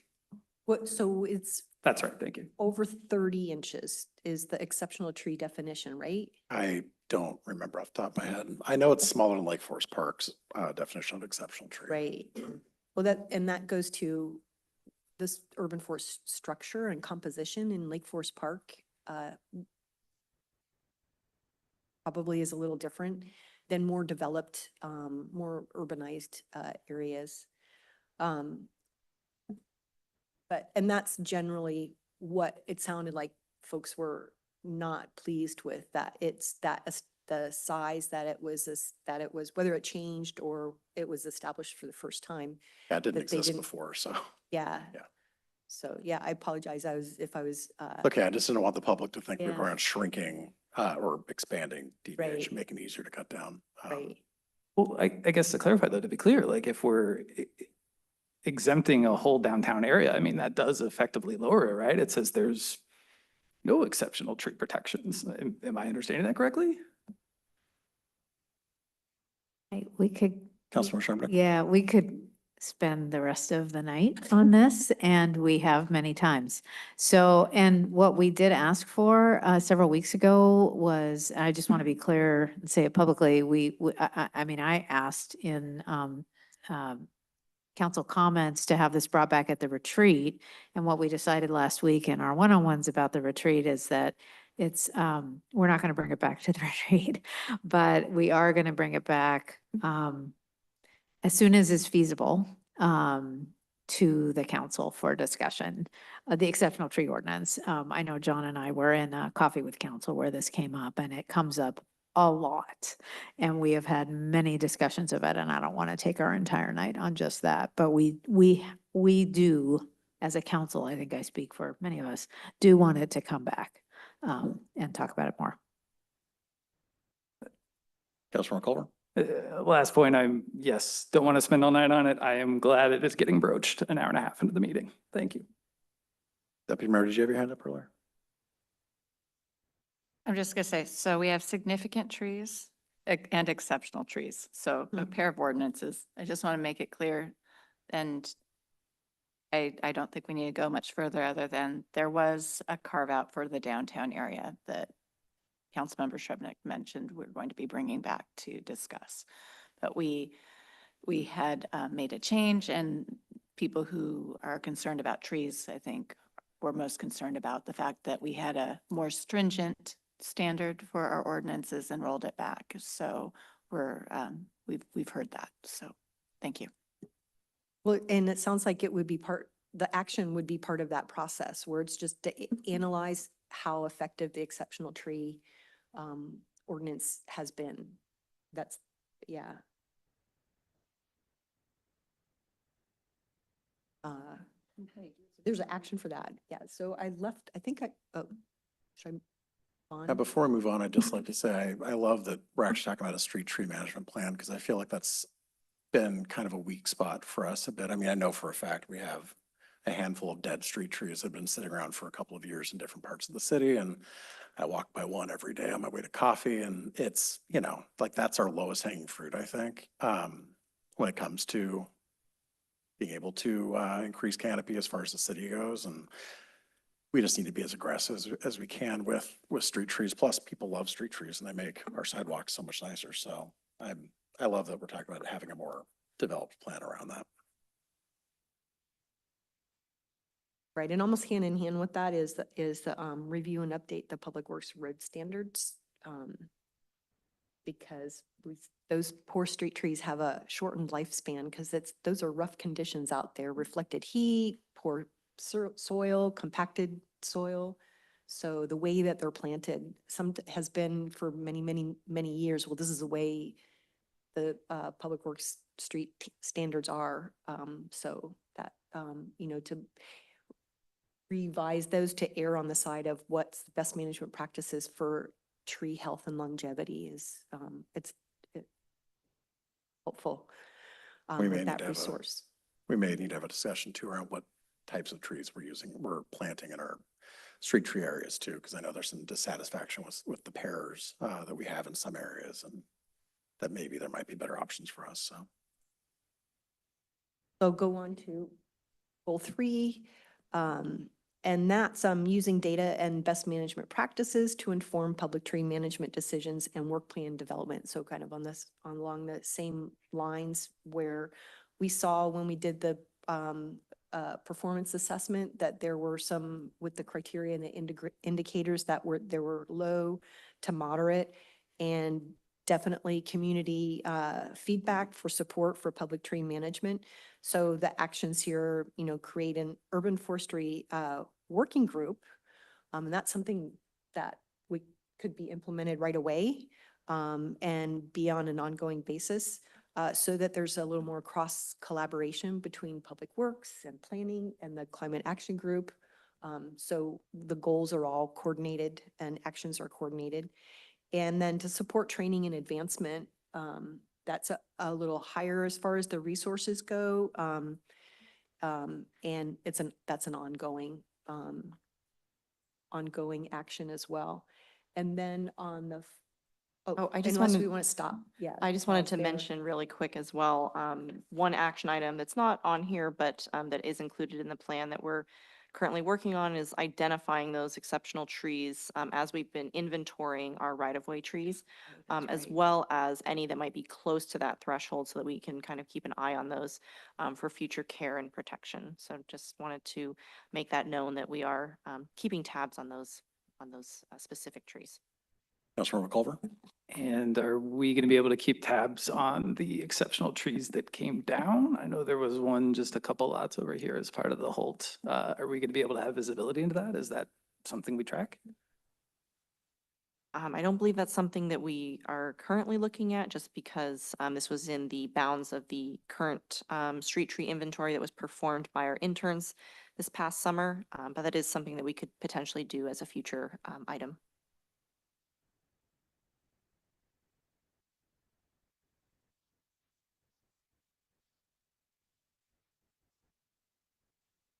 And then finally, goal 4 is to continue to foster collaborations with a diverse community of stakeholders and organizations involved in urban forest and environmental stewardship. So that's that municipal community interaction area where we saw the performance mainly high. We saw that with the open house and the survey participation and some really insightful comments that were incredibly helpful in developing this plan as well. And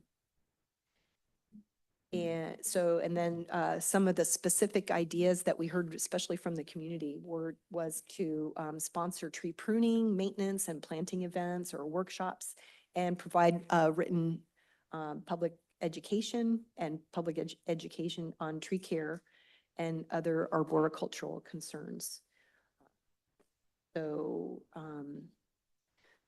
with that, unless there are questions or comments or suggestions on this goal and the actions there, and like I said, there's way more actions than what we've highlighted here in the draft plan. I think we have a question from Councilor Lutzis. Yeah, looking at some of the other recommended actions, there's one that stuck out to me, 4.2, that says support the development of an advisory committee. And I was curious sort of what that meant, since we already have sort of an advisory committee that may relate to this topic already. Yeah, so some communities will form, a tree board. I mean, I think that you already have, your climate advisory, group that is serving a similar function and is actually going to be providing us with direct feedback on the urban forest management plan. So various communities, do this differently, where it's a process that you might, appoint people or invite, have an application process. You might try to have a diverse voices and make sure that people on the advisory committee some might be subject matter experts, some might just be community members at large, who just care about trees. But they can provide a sounding board in an ongoing way on anything related to tree management. So that provides more of a consistent, long-term community, voice, rather than have a community, an advisory group that just that's less transactional and more long-term. So that's, I guess, what was intended or meant by that recommendation, and that can take different forms. Okay, thank you. I just wasn't sure if this was referring to creating a whole new body or maybe bringing in some of this work under the Climate Advisory Committee. It could be as formal or informal. It was just to strengthen the community and municipal interaction. So Yeah, not that it particularly needs strengthening, but rather than on a project by project basis, like the public engagement that was held for the urban forest management plan, it's more on an ongoing basis. Yeah, and I also want to recognize that also takes resources to Yes. staff and to support and, so it's a long-term recommendation and something that can be, built into some existing processes and committees and that you already have. Thanks. Deputy Mayor? Yeah, I was just going to say, that is something, I know it takes resources, but I think it's a very good thing for our city to put on its radar. We have a community, this is a focus where we do need some depth and breadth and long-term support with. It might be different than some of our other committees, that I could see strong potential for community members getting involved in actually being able to chart a path with this. So with our support, of course, but not to overwhelm plates. I see a space for this.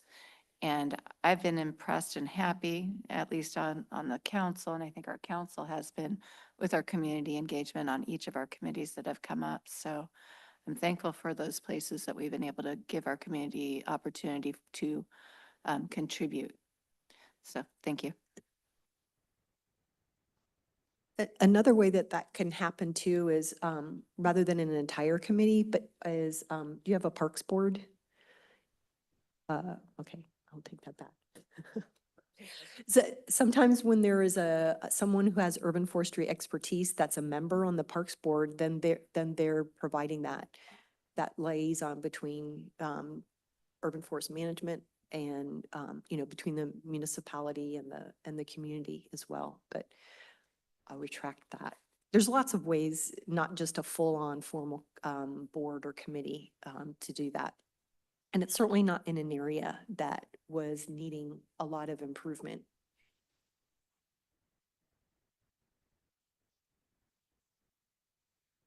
I'll just hand it over to Nina and Richard.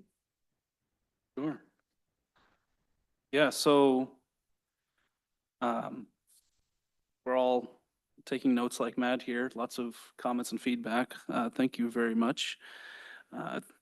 So tonight, I know we've presented a very, probably a little bit more draft form than you're used to, but we appreciate you taking the time to read through that. The timing of our grant was just a pretty aggressive timeline, and we need to submit a council review draft by the end of this month to get our grant funds. But we will be incorporating the feedback from tonight.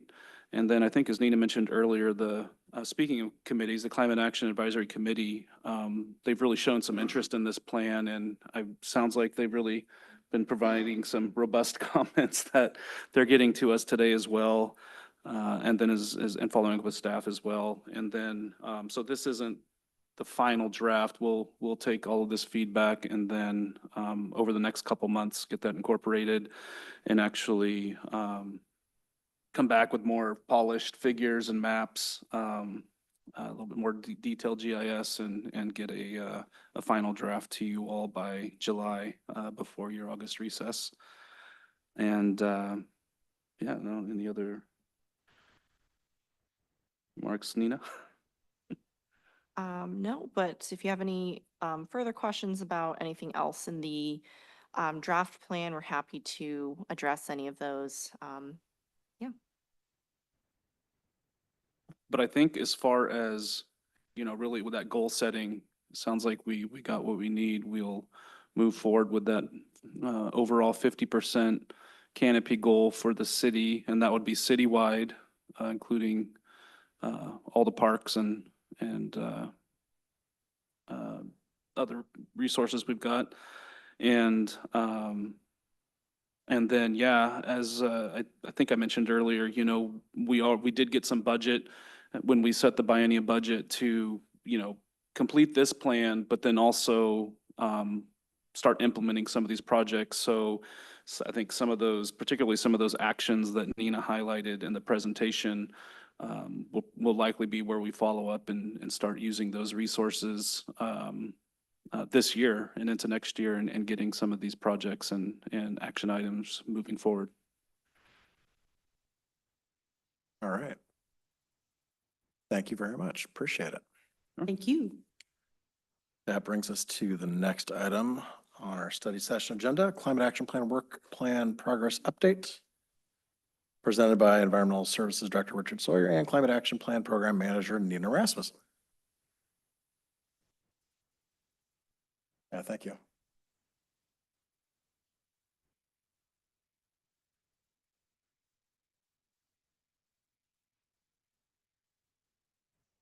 Thank you. So we don't have a formal presentation for you all, but we did provide the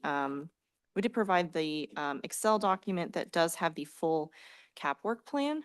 That is every action that is listed out in the Climate Action Plan as it was adopted in 2022, with some information regarding how much staff resources are currently going into those actions, which are not currently being touched on right now.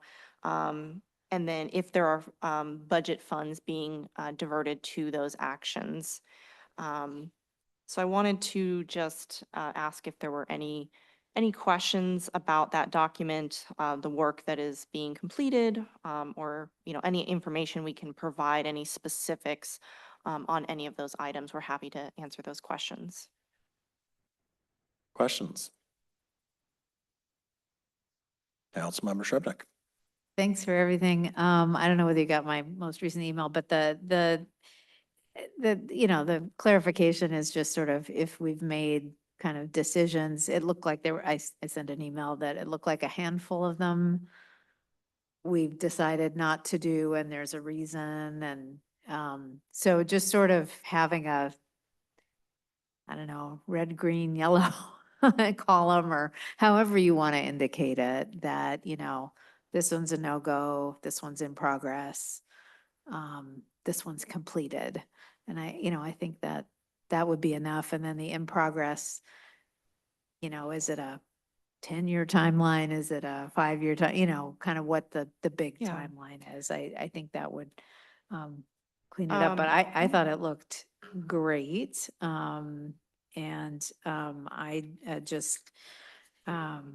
There was a couple things that I thought you could even add that we are doing that didn't get called out. The aquatic weed management plan, you know, could be part of the NS section.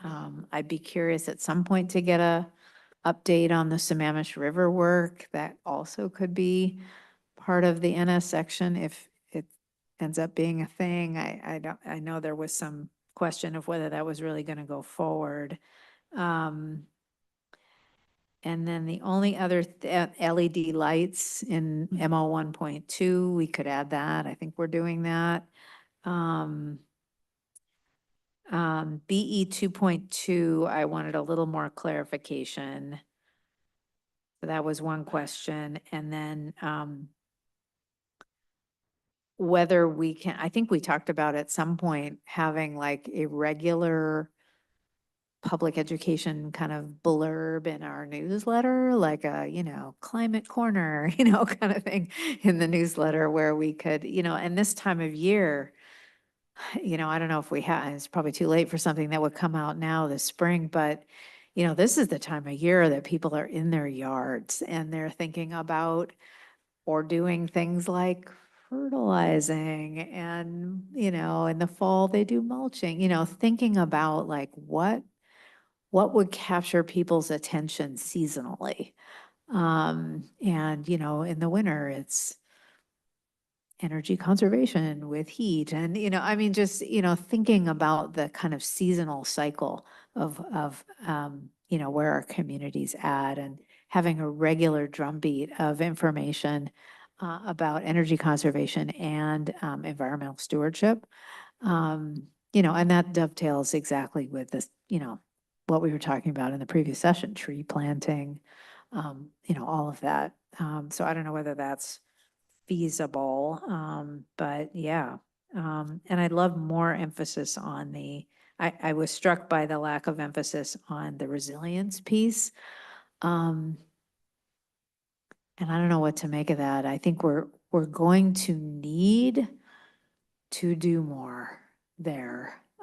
Yes, it does not reduce greenhouse gas, but we're behind, not just our city, but planetarily, globally, we're behind where we need to be on GHG gas reduction. So we need to be resilient and adaptive. And so I think we're going to need to lean into that even more. So I want to go ahead and just address some of your comments here. As far as just sort of starting from the top. So as far as, whether or not we're going ahead with certain actions, I think the idea here is that most things are being, the idea is most things will be addressed at some juncture. I think there's very few items that we've sort of looked at and we're like, I'm not so sure. But the idea is that everything in here is something that we are touching on or will touch on, but that it might not be happening right now just because of limited staff capacity. So, and some things do require a little bit more research. So certain things like energy code, things that are controlled by the state are sometimes things that we need to evaluate a little bit more to see if that is actually within our purview to impact. So that's, I would just start there. Another thing I will mention, thank you for bringing up those additional projects. I think per council direction, we wanted the climate action plan to be updated every 5 years or so. So I think we're slated for an update in the next year or so. So we'll be taking a look at all of these actions and really making sure that these are feasible, impactful things that can move us in the right direction for sure. I will also mention that we do make sure we put out publications in each of our quarterly newsletters.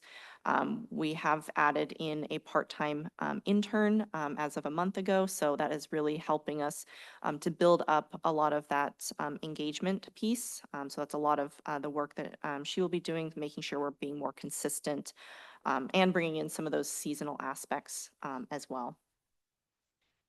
You also mentioned strategy BE 2.2. I believe that is PSE's Green Power Program. That one we were going back and forth a bit with, and we did seek some outside consultation with our partner ICLEI. They're a national and international group that provides support for municipalities. They typically do not recommend governments to pursue RECs, which is what the Green Power Program is. But if they can prove additionality, sorry. What's a REC? Sorry, renewable energy credits, which is basically what the Green Power Program is. So you're purchasing the credits, you're getting credit for that renewable energy generation from another source. And using it to offset greenhouse gas emissions locally. So if we can prove there's additionality, we're adding to the grid in that sense and not it's not just getting lost in the mix, then we can do that. And it appears that PSE's program does provide that additionality, but what they prefer to see is energy generation first. That would be the preferable method. So that is one area where we are pursuing. We just received a grant to expand the solar on City Hall. So that's a great way for us to take the preferred method and generate that ourselves cleanly.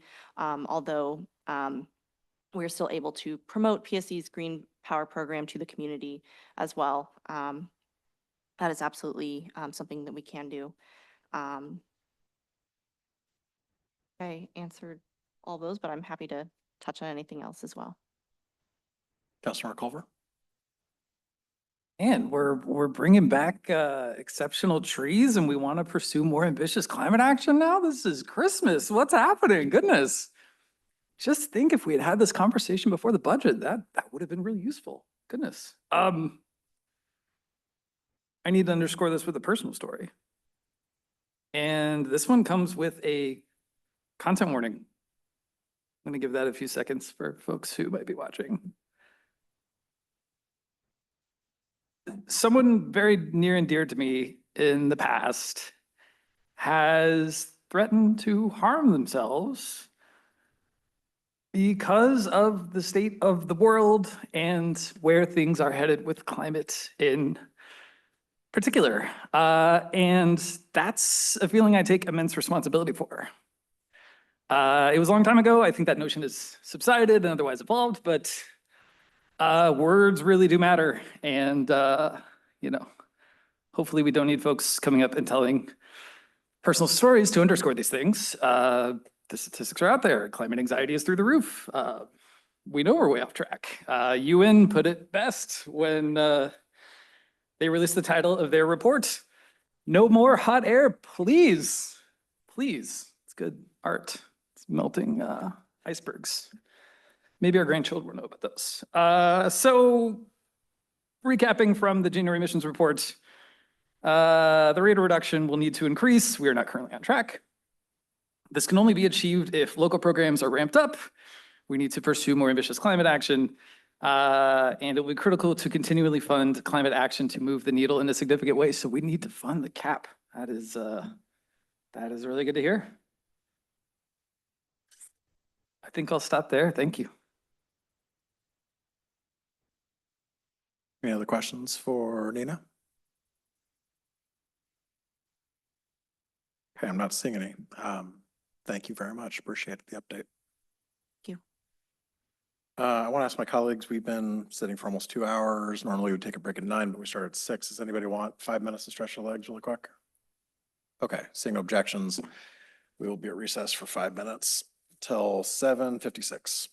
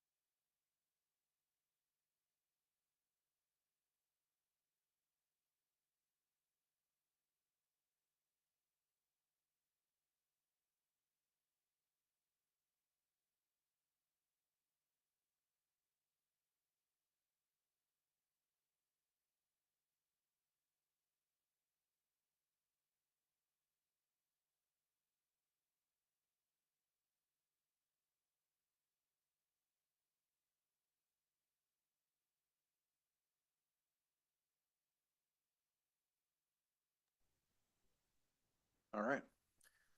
Kenmore City Council will come back to order. Next on our agenda is draft middle housing accessory dwelling unit and affordable housing code amendments presented by Assistant City Manager, Community Development Director Debbie Bent, Principal Planner Todd Hall, Kimberly Horn Consultants Nick Chen and Clay White, and a Regional Coalition for Housing Senior Planner Mike Stenger.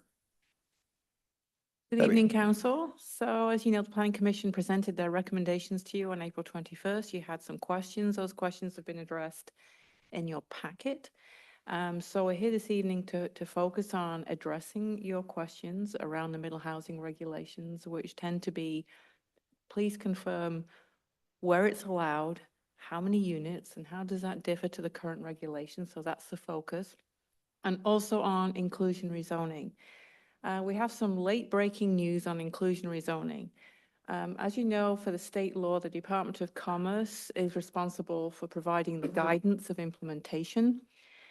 And we just found out this evening that based on guidance and in response to questions, it will sort of influence the approach to inclusionary housing. So I'm just going to leave that hanging out there, and Mike will address that shortly. So we have two short presentations, one first from Nick from Kimberly Horn to look at the middle housing regulations, and we can stop after that for questions. And then Mike then will go over the inclusionary housing, including the new information from Commerce. So without further ado, I'm going to turn this over to Nick. Thank you. Thank you. Good evening, Mayor, members of City Council. My name is Nick Chen. I'm with Kimberly Horn, and we are helping the city to draft code amendments based on responding to House Bills 1110 and 1337. 1110 is middle housing, and 1337 is accessory dwelling units. As Debbie mentioned, got a short presentation tonight, a couple of response questions to questions that came out of your previous meeting with Planning Commission. Hopefully able to answer all of them, and if you have any others, take my best shot at those too. And feel free to stop me at any point if you have questions on the topic that we're on. So real short agenda, going through some question response, and then we'll talk a little bit about next steps. So there was a question that came up on parking requirements, and Planning Commission had made a recommendation. With parking requirements, we added new uses, so we had to add parking requirements for those uses. We had mainly been focused on the areas where middle housing is applicable, which is portions of R4 and R6. And so we had not modified any of the standards in the downtown areas in the second part of the table that's in the city's code. That being said, after going back and taking a look at it, it does make sense to apply the same one space per dwelling unit standard that Planning Commission recommended in the middle housing areas to those standards, so that those are not in fact more onerous than the ones in the middle housing, the R4 and R6 areas. So that's the recommendation based on going back and looking at that. So hopefully that clarifies that point. I think that was kind of the intention of the comment that came up. So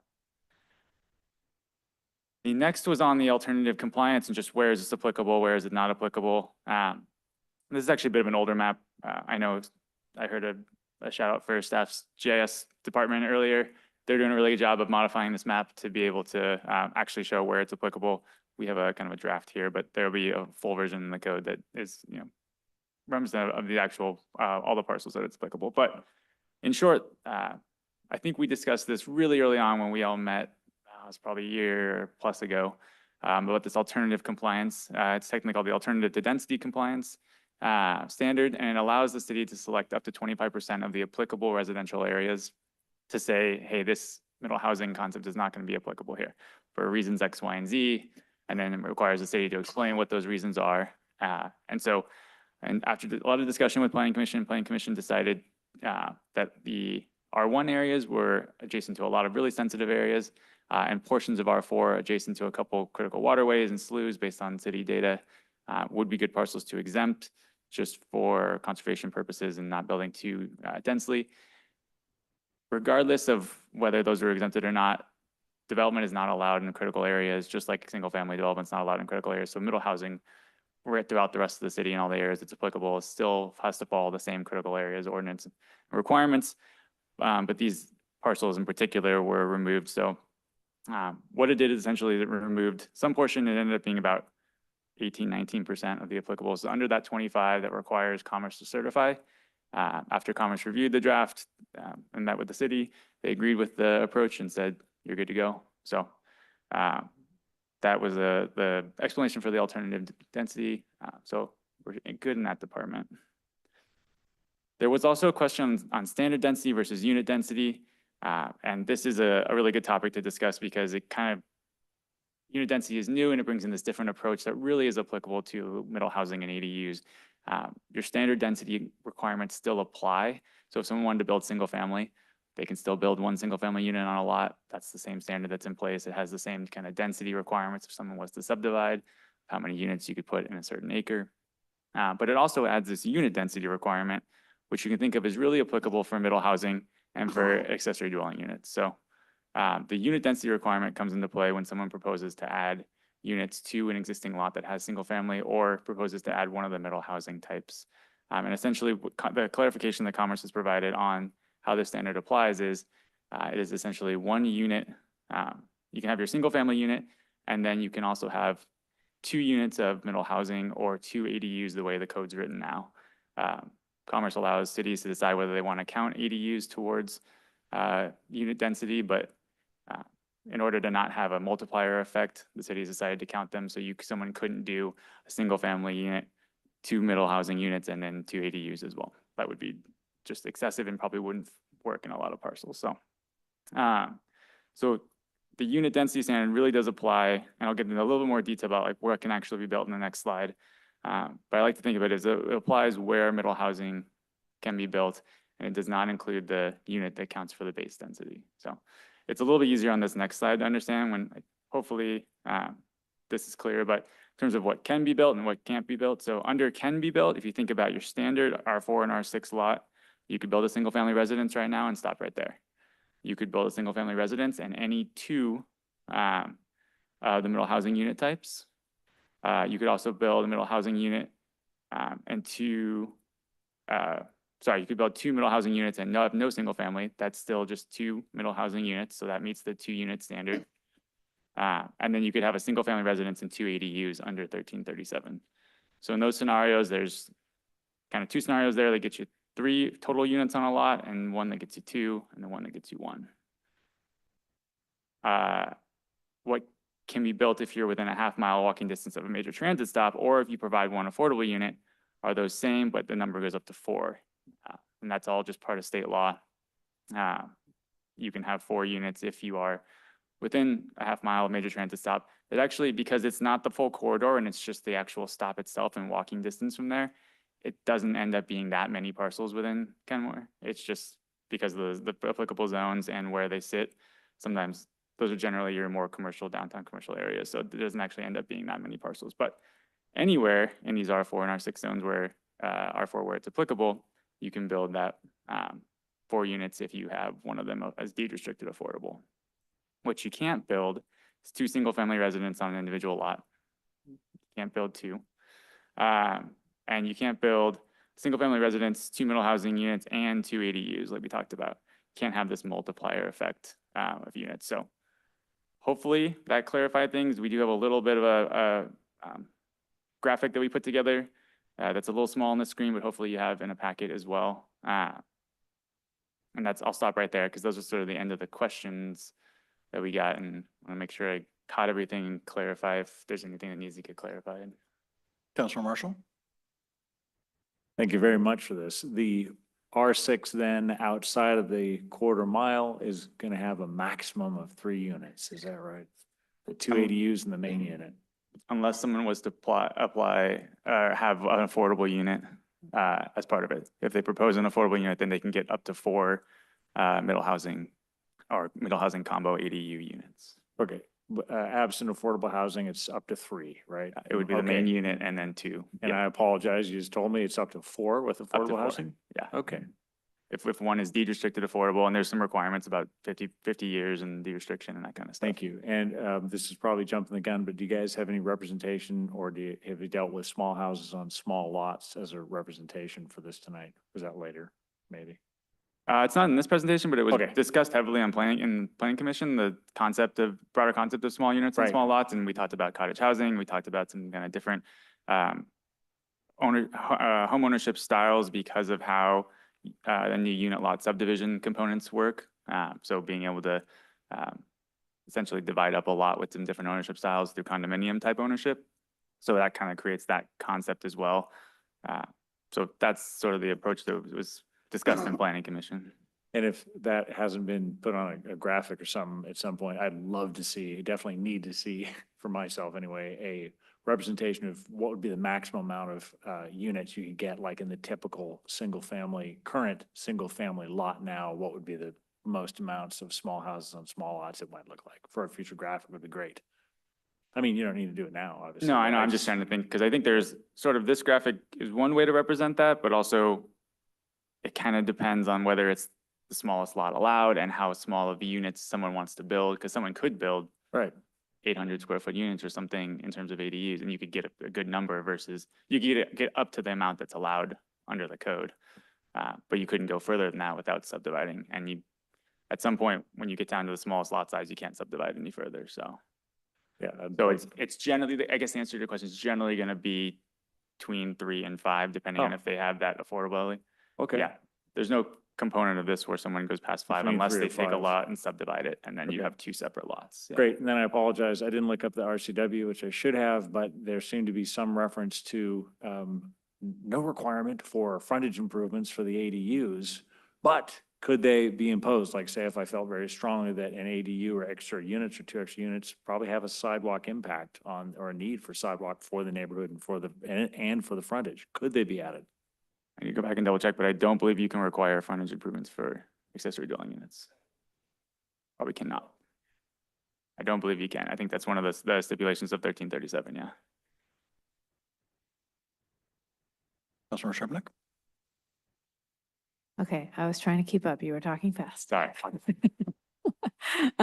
On the parking requirements, and just so that I understand, so dwelling unit in a duplex, that's 2 dwelling units, correct? Okay, so, right, so a fourplex would have 4 spots for people to park. Correct. Yeah. Okay. And so was what you were presenting, was that a change from what they had presented to us? It was a change, not in the middle housing component of it, but in the, yeah, in the downtown. The downtown part, right, Yes, okay. correct. And Although only the for- downtown part, I think the concern was the state requirement of like one spot for 1,000 commercial square foot or something like, I mean, it was something ridiculously limiting. The state requirement for middle housing specifically, there might be a state for housing for, or a state This was for requirement commercial, this Oh, was a different, yeah, that would be, different yeah, issue. that would be different. Okay, cool. So that, and then the cottage housing regarding parking was for some reason even less than 1.0, right? So, and that's what I had raised that, and I don't know why we can't be consistent on that. So. I think that was, again, planning commission recommendation. One of the things that we had talked about is oftentimes cottage housing is really difficult to build and then when you have to build I in a lot of understand, parking. but I mean, oftentimes courtyard apartments are hard to build, oftentimes triplexes are hard to build, oftentimes, mixed use are hard to build. So I'd like us to have a standard. And if we're saying that's our standard, there's no data to support anything less than 1.0. If you look at the county parking tool to estimate your parking need, that actually shows more than 1, but it definitely doesn't show that we could go with anything less than 1. So if there's a way to go with that standard. Okay, I we'll would talk like with to staff do about it, that. yeah. Okay, on the unit density, I think I was tracking what you were saying to Councilmember Marshall, but I just want to reiterate a point that I think our mayor and I both talked about last time, which is so let's say you have a larger lot that is subdividable. I'm just going to put this as hypothetical because this is what I've heard from other people. Do you have to, in order to get the number of units that you could get if you had a smaller lot, do you have to actually subdivide it? I mean, that seems make work to me. Let's say you have an acre. Okay.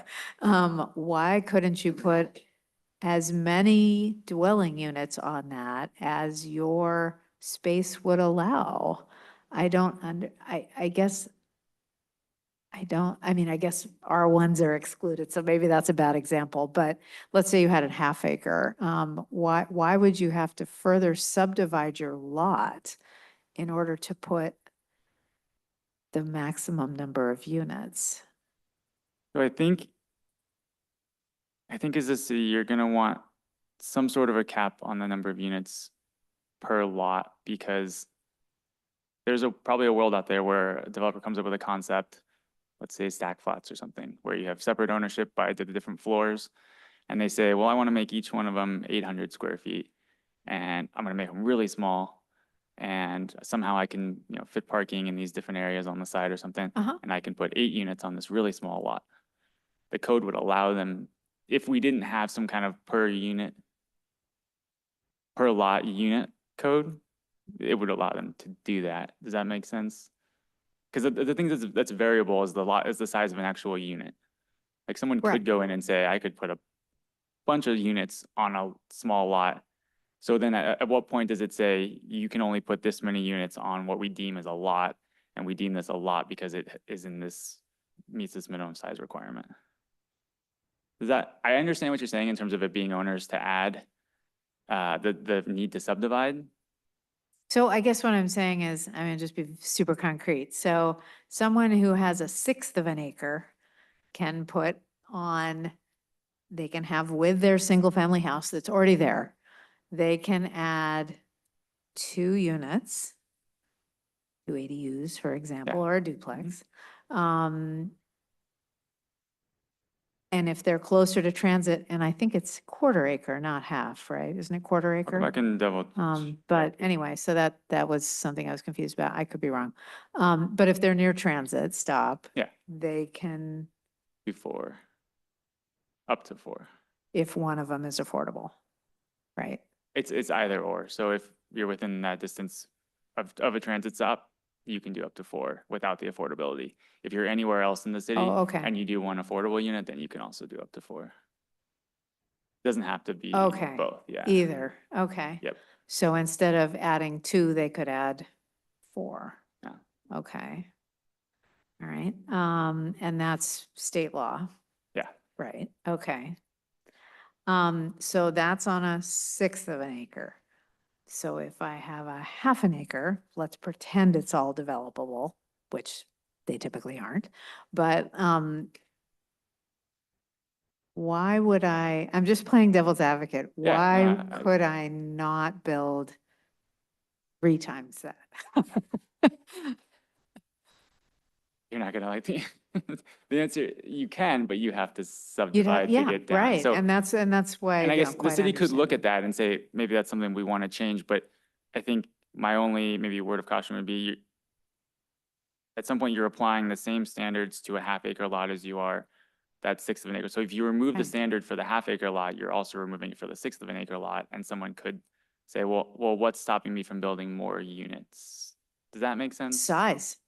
Sure, but if someone, yeah, so size will become a constraint at some point for sure, and parking, the need to find parking and that kind of stuff will become a constraint, but it Right. doesn't set a concrete standard, it sets a little bit Oh. more of a fuzzy And standard so of the like how. state is telling us we can only base it on the lot size. That's, I think, the answer, right? We can't, base it on a lot, not a size On a lot, yeah, of the a city parcel. sets, yeah, well, Okay, city so sets this the lot isn't our size. choice to do it this way. This is the state telling us we have to Yeah, it's so many units per lot. treat a half acre the same as we do 1/6 of an acre, which is a little odd.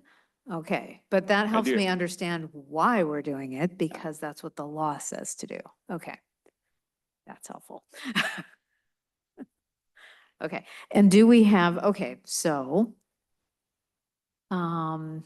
things that have been floated to me from other people to mitigate that a little bit, do we have any reduced setbacks if you're wanting to go to the maximum density that all of this stuff allows?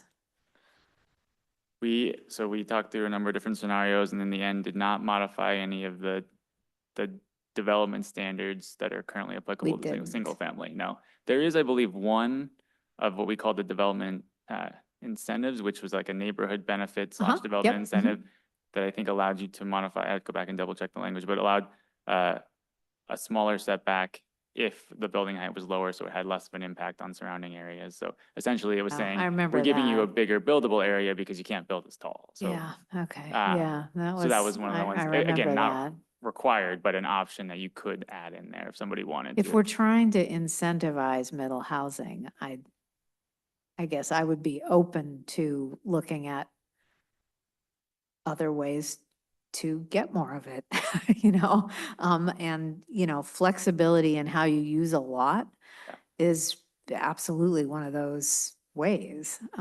So, yeah, so there's that. The other thing that was floated to me was, and I don't even know what this might look like, but somehow, I mean, it's the same idea, giving if you have a bigger lot, but I mean, it sounds like we can't do this. I'm giving a, bonus density if you're deciding to do middle housing on a larger lot. I don't know.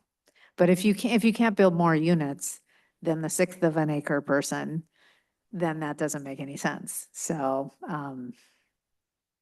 I think, I mean, we don't have any I think flexibility. potentially, yeah, the city could look potentially at maybe the subdivision process and could you streamline it to make it so it's less onerous and you could do it at the same time. So it was, sure, it's an added thing to do, but it's less of a barrier to doing it. I mean, that's something maybe we talk to staff about to make it, like in the instances of middle housing, if this was the case and this is your intent, you bring it all forward together as one application. So you're not doing multiple things and make the process easier that way. Like that's an option, I think, Okay. to go through. I'd have to know a little bit more about the city subdivision, And, all the city and, subdivision okay, requirements, and but- then last question relates to maybe not small houses, but houses on lots. And, you put right up there in the, what you cannot do is have a second, what you called single-family house. Well, A, what does that mean? And B, why? This is where it starts to get a little strange, right? Because at some point, a lot of ADUs start to look like Yeah, single-family exactly. houses.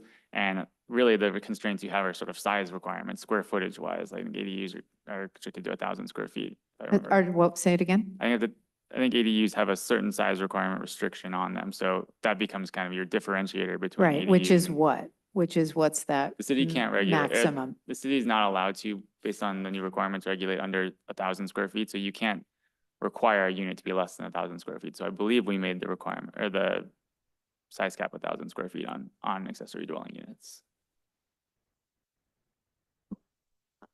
So what would be the, So it could function as a single family house because of a unit lot subdivision. It could even be a separately owned unit. It just can't be classified as a single family unit based on the city's definitions of Okay. single family versus accessory dwelling units. okay. Maybe somebody else understands that. It's where the law is really unclear because all these types start to look really similar depending on how you build them. And there's almost no difference between say, a duplex and two attached ADUs. Like Yeah. at some point, we try and draw definitions for them as clearly as we can, but these units really start to look really similar. Deputy Mayor and then Councilmember Sassen. Yeah, I think we talked about ADU size at the last meeting, and I swear we as a city determined 1,500, but maybe I was wrong. I just remembered the number being larger than the size of my current single-family home, because mine's like 1,300 square feet. So, but I actually had something kind of future-looking for our council because this slide is up. And as we're looking at middle housing and future development and conversion of areas that, where we have land available, future development, for us to give consideration to designing our neighborhoods with alley entrances and alley parking, alley garages, rather than the front of the street, to make our neighborhoods more people-friendly, neighborly, and attractive. So I just wanted to highlight it because as I looked at this, I just saw the window of opportunity to say, for us to kind of start thinking about what we want our neighborhoods to look like when we're building new ones. Thank you. Councilor Sassen. And if, sorry, real quick, if I could clarify, I knew I got a portion of it wrong. For lots that are smaller than 6,000 square feet, the max accessory dwelling unit size is 1,000. For lots that are bigger than 6,000 square feet, the max accessory dwelling unit is 1,500. So you're correct. Councilor Sassen.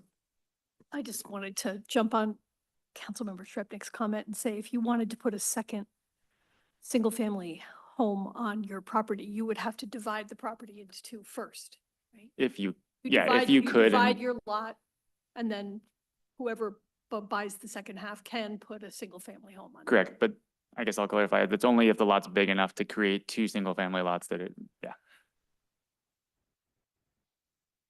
Yeah, I just like to jump on what Councilor Shrepnick was talking about a little bit. Also, I think, saying that people can just subdivide, I think is being a little dismissive because it's not just a simple city thing. It also adds a whole lot of requirements around. It may greatly increase somebody's cost for, getting their own sewer line out there, water lines, all these other things they don't have to do if they don't subdivide. And those will by themselves and definitely together make all of this fairly infeasible. And I'm frankly a little concerned looking at what we have before us, that we are constructing something that will be essentially infeasible. We'll meet state law, but we're not actually going to get anything built. And that seems like a waste of everybody's time in the middle of a housing crisis. I don't think we're going nearly far enough. And I don't think what is being proposed is going to get us what we need as a city. And I think going back to what Councilor Shrepnick was saying too, I think, the idea that if somebody has a 10,000 square foot lot, they're stuck building the exact same 3 units as somebody with a 5,600 square foot lot. That doesn't make any sense to me at all. And while the state law talks about on a lot basis, I don't think there'd be anything stopping us from adding something on top of that, giving folks additional rights if they have a larger lot with developable areas. Either we're taking the housing crisis seriously or we're not, but I really feel like we're kind of doing the bare minimum here a little bit, and that has me a little concerned. So I would really like us to figure out things for large, because there are larger lots that people do own out there that could be better utilized, rather than tying them down to either subdivide, which is costly and takes time and adds additional costs, external costs, or, building something, building another $1.8 million single family house. So we have, we don't need those. We don't need more of those right now. So those are my concerns right now. Maybe I can add, we just can't be more restrictive than state law, but I suppose there's nothing that says you can't say, if you have a lot over a certain size, you could do an additional 4 units or additional 6 or something like that. You can choose as a city to do more.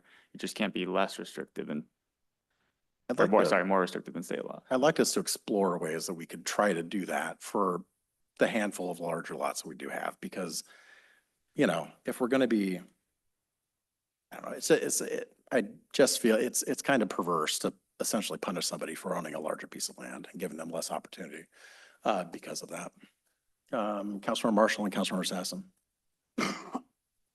Right, and I appreciate the mayor's comments on that and his dedication to the issue. I share a somewhat opposite view in that if we were going to have larger parcels and make them available for more units, we need to make darn sure that we're not wiping out our green space and our natural space. And we've got to be able to balance this need to mass upzone and jam in as many houses as we can without, and now we're being told for ADUs, we can't ask for sidewalks. They're going to add another unit in there. People can be parking their cars. We have a lot of neighborhoods that don't have sidewalks, and the state legislature has now ordered us, you cannot, ask for some contribution to a sidewalk to make the thing livable. The legislature wants us to really have a massive urbanization without giving us the tools we need. But at any rate, I would be willing to look at, or I'd hope we'd look at some way to balance more of those. And to that question, I should know this, but do we have all the development regulations that we're going to need for this plan here, or is that another step that we're going to need to take? The development regulations that are applicable are included in the current draft. If I Councilor can Sassen? just, can I Oh, just yes. address, go back to the mayor's point about we want more? I think that was a question when we were with the planning commission is, first of all, we're doing more than the state law requires because we're going to the tier 2 rather than tier 3. So we kind of took that incremental step already. And if you remember the last time when we had middle housing regulations, the desire was to do more, and that didn't go well towards the end. So the planning commission's perspective was we are taking this incremental approach to do what state law gives us the options for doing, going to that next tier and trying to get those in place. It doesn't mean to say that we can't come back as a phase 2. So I just, and if we are going to do more, then that will definitely trigger an additional public hearing.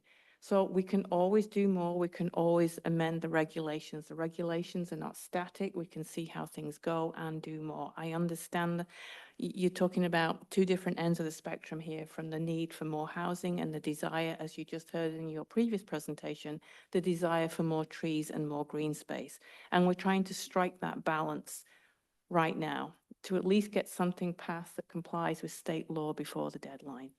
And I understand and I respect that, Debbie, and I appreciate all the work you've put into this. But I would also point out that we are doing less than what was originally proposed by the Planning Commission 2 years ago. We're not, what was originally came out of the Planning Commission 2 years ago was more ambitious than this, and we're doing less than that. Because we were allowing more, middle housing around the bus lanes down by 155th and down Juanita. We're not doing that in this. We've tied it only to 522, which meets state law. All or almost all of that land is either commercial or is part of neighborhoods that has covenants against more than one dwelling unit per lot. So even if we pass these, they'll sue each other if anybody there tries to build a second dwelling unit. So effectively, we're doing something less ambitious than what we could have done a couple of years ago. So that's just my frustration. Sorry, Councilmember Sassen.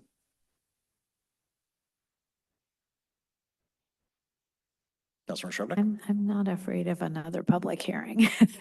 I think there's, I'm gonna bark up this tree again.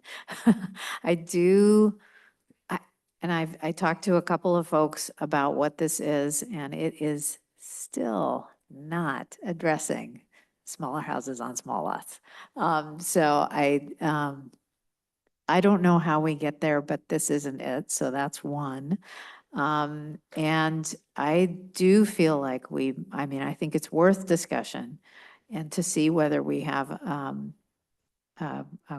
enough folks interested in allowing people who have larger lots, developable larger lots that aren't under covenants, which is not that many, to give them the latitude to build more. And how much property does it take to build a cottage housing development? Probably several acres, right? More than an acre. Yeah, depending on how many units, but generally, yeah, because they have common open space requirements, they have, they have requirements that How much? generally cost. Like a I couple would acres? say, I would say probably an acre would be good to get maybe 6 or 8 or so on there. It just depends on how Okay. you lay them out and. But if because you have generally a lump half them together. acre, you're unlikely to be able to, you'd have to have 2 of those to get cottage housing, right? Yeah, there's a lot of different Yeah. configurations. So in you terms could of- aggregate, but I'm just saying, if we ever want to have cottage housing or what we haven't even discussed, which is small houses on small lots, we've got to let people have that latitude. And not only is it, costly in terms of to split lots in all the ways that the mayor said, but it also introduces the setbacks and all of those other restrictions. So it really, I don't know. It's, I feel like for the folks that have larger lots, we should allow them to do what they could. Councilor Sassen. Having not been here 2 years ago, I have to say that I feel our mayor's discouragement about this being less than what was possible 2 years ago. I'm not familiar with the ways that this is less, and so that would be helpful to me to know. You know, I live off of 155th, and I do think that that community would be open to having more leeway. There's been a lot of building up there, and there could be more. That said, I am one of the people in this town who lives on a large lot. And what's true about my lot is that 2 of the 2.6 acres are heavily forested and protected. So, you know, with streams and deep ravine, and it's completely inaccessible. And that's true of really everyone who lives on my block, you know, which is, you know, everybody backs up into this 90-acre green belt, which the Bobcats have taken over. And so I think it behooves us to listen to Councilmember Shrepnick when she says buildable, because not all of the large lots are buildable. And yet, you know, certainly somebody with the 0.6 that we're living on could do something. You know, we could have an ADU, and that I'm sure for future residents would be welcome. So I guess I don't know how we are doing less than 2 years ago, but it's discouraging, and I don't know how to get us there. Deputy Mayor? I think where we're at is a good place. 2 years ago, we had a public hearing and this blew up. And yes, I do think we had some things that were better as far as adding more housing options throughout the city of Kenmore at that time. And our planning commission looked at it this time. We're looking at what we've got here. And I think it's really important that we get what we can now and take the incremental approach that the planning commission recommended. Taking time to relook at this for a very small segment of housing, to have to go to public hearing again for this, I would rather look at this down the line. I'm pretty pleased with what we've got.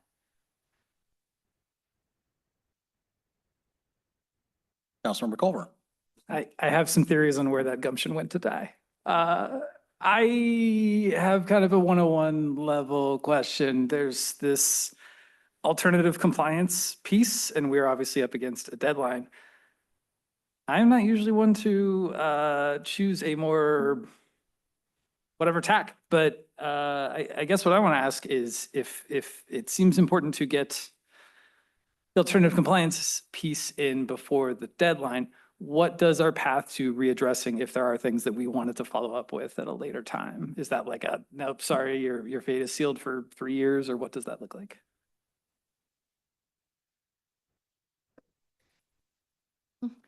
I think the alternative compliance approach is with these regulations. I don't think if we went back later, we could go back and exclude an additional 25%. That's the question. I guess when you say alternative, are you talking about the alternative to density component, or are you just talking about these standards as a whole?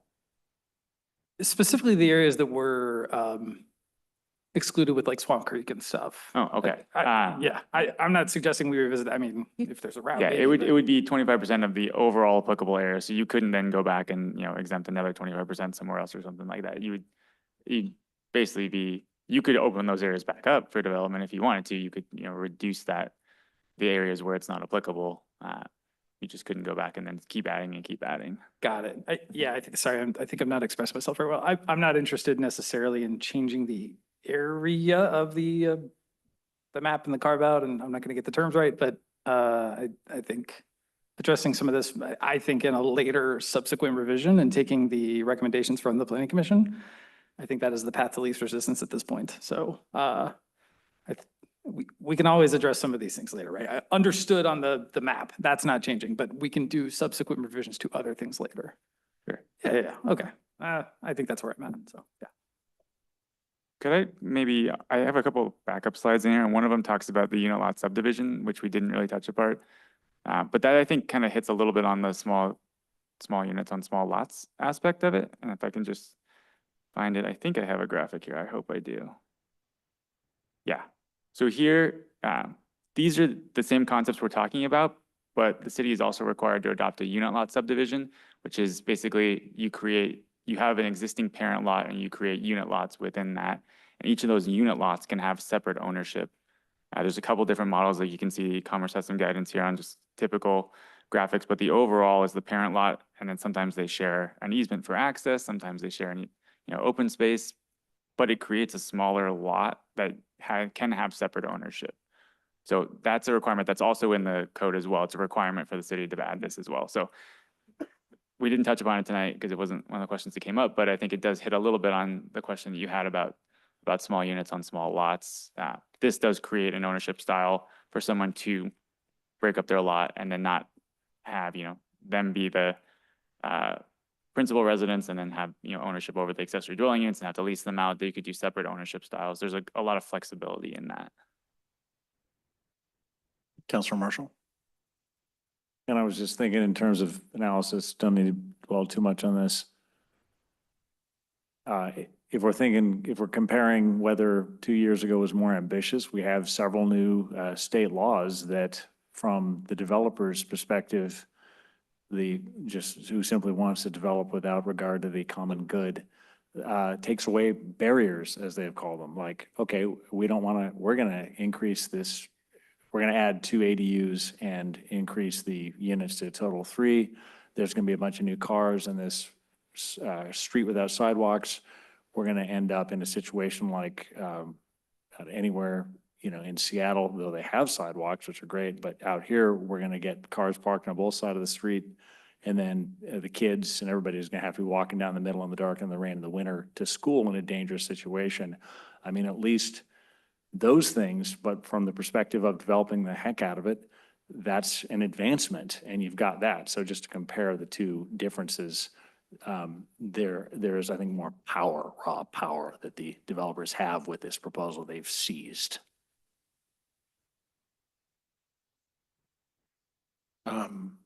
Yeah, I appreciate this slide. To be honest, the top 2 don't apply to Kenmore in any way because we don't have any place with alleys. And as much as that might be nice to have, we just lost your presentation. As nice as that would Apologize, it be to just have turned in the off. future, there aren't anybody, I don't think there's anybody right now living with an alley behind them that could use that as a way to access. And I think the slide you had up actually kind of shows how some of the setbacks and some of the requirements will actually stifle people's ability to build small houses on small lots. But I do like the idea that folks can do the unit subdivision. Yeah. I could take my best shot at trying to fix it, but it might make it worse. Is it, no?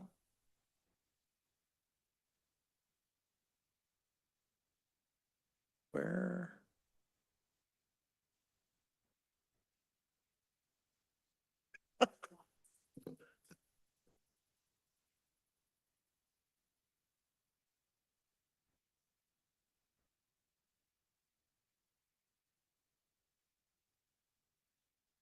I have a process question while we're in the interim. Yeah, Councilmember Shrubnik. So Debbie, what are we doing? Are we? So are we Good question. taking ideas that are different from the planning commission to see whether we need to have a hearing? I'm trying to figure out kind of where we're at. Right. So what I'm looking for tonight or next week is direction from council on changes. And if there's substantive changes, so if you're adding more or new regulations, you will need a public hearing. So I will need time to translate your direction into code and have sufficient notice for a public hearing. So I guess what I'm hearing this evening is there may be some interest in allowing more density on larger lots, but I haven't heard from 4. So if that is a direction, I will need to hear from 4 council members to then look at how to write the code to implement that direction.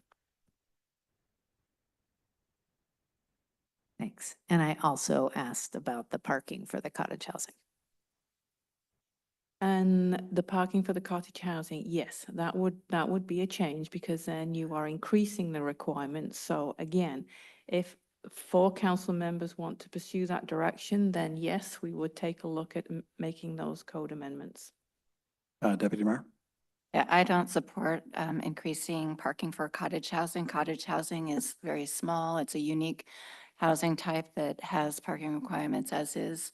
We've gotten our recommendations from the Planning Commission, and I think it's really important that we proceed with this as what we've got and make amendments as needed.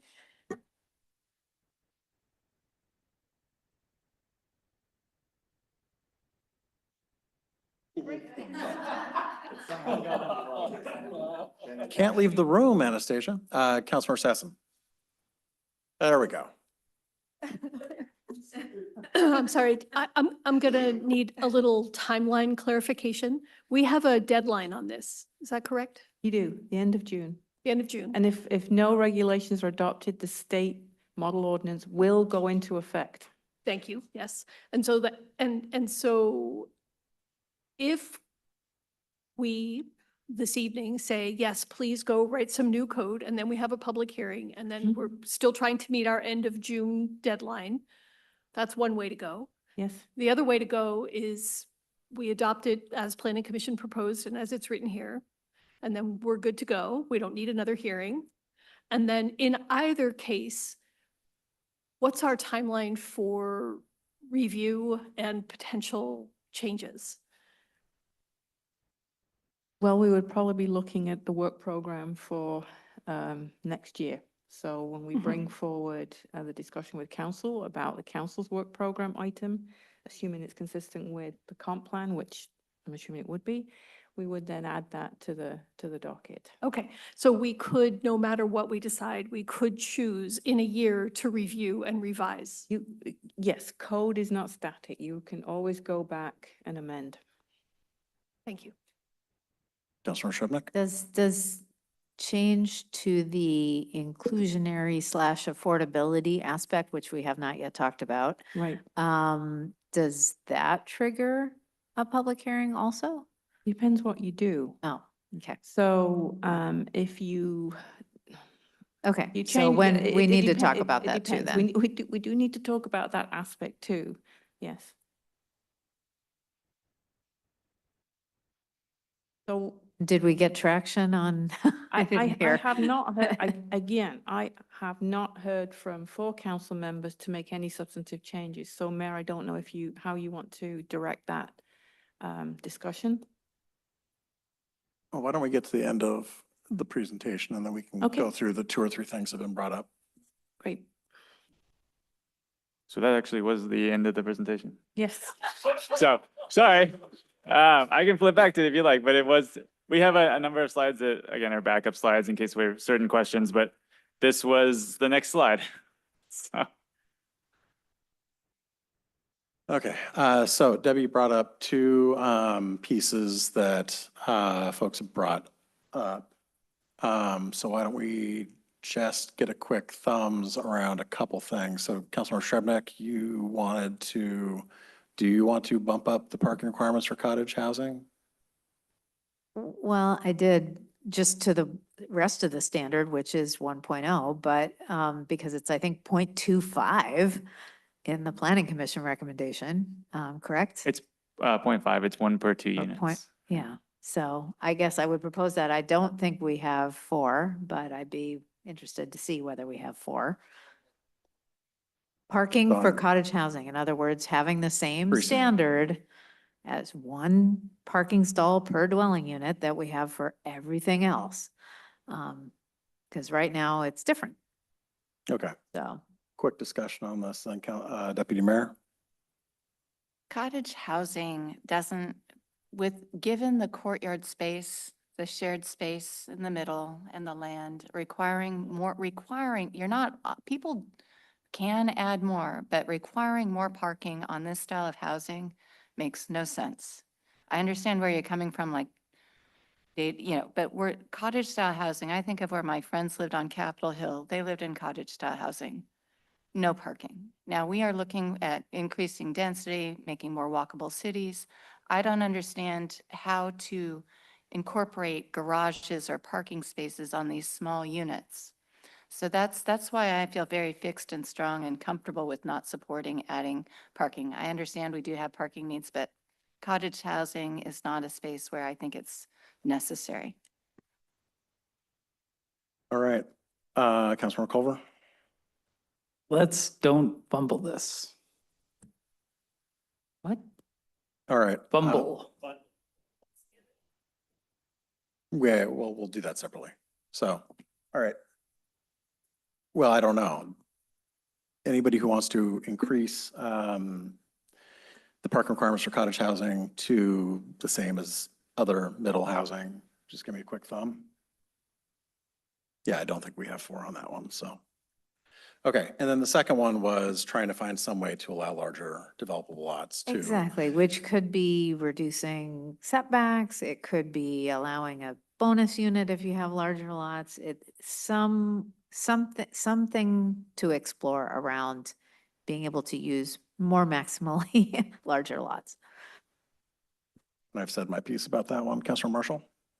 Yep, I think here I echo Deputy Mayor O'Kane, and perfect is going to be the enemy of good enough. I'm satisfied with a future review on those, and I'm, as you know, concerned about not having sufficient concurrent infrastructure with it and preserving the environment. I don't see how we get there at this point, maybe in the future. All right, so anybody who wants to direct staff to try to dig into that a little bit, thumbs? I've got 2, 3. Okay, we don't have thumbs on that one, so it doesn't look like we're asking for any code changes as far as all that goes, Debbie, so. Are we Again, it talking does not about the preclude us- inclusionary zoning? Yep, though? now Yeah, now we're on to Whole other discussion. inclusionary. So again, it does not preclude council from coming back at a future date to reassess. So now I'm going to turn over to Mike, who's going to talk about inclusionary housing, what is currently proposed, and what that means based on Department of Commerce information. Because I think the way that it's written and the recommendation from the Planning Commission was based on the ARCH model that looked at the feasibility of being able to do inclusionary housing, and that was basically saying above 4 units it was feasible. Below that, it didn't really pencil out. So we had an approach which it had flexibility to do a fee in lieu for sort of fractions of units, or you could do an on-site unit. But Commerce said you can't do fee in lieu. So it changes that, but I just want to preface that, but I will let Mike talk a little bit more about that. Thanks, Debbie.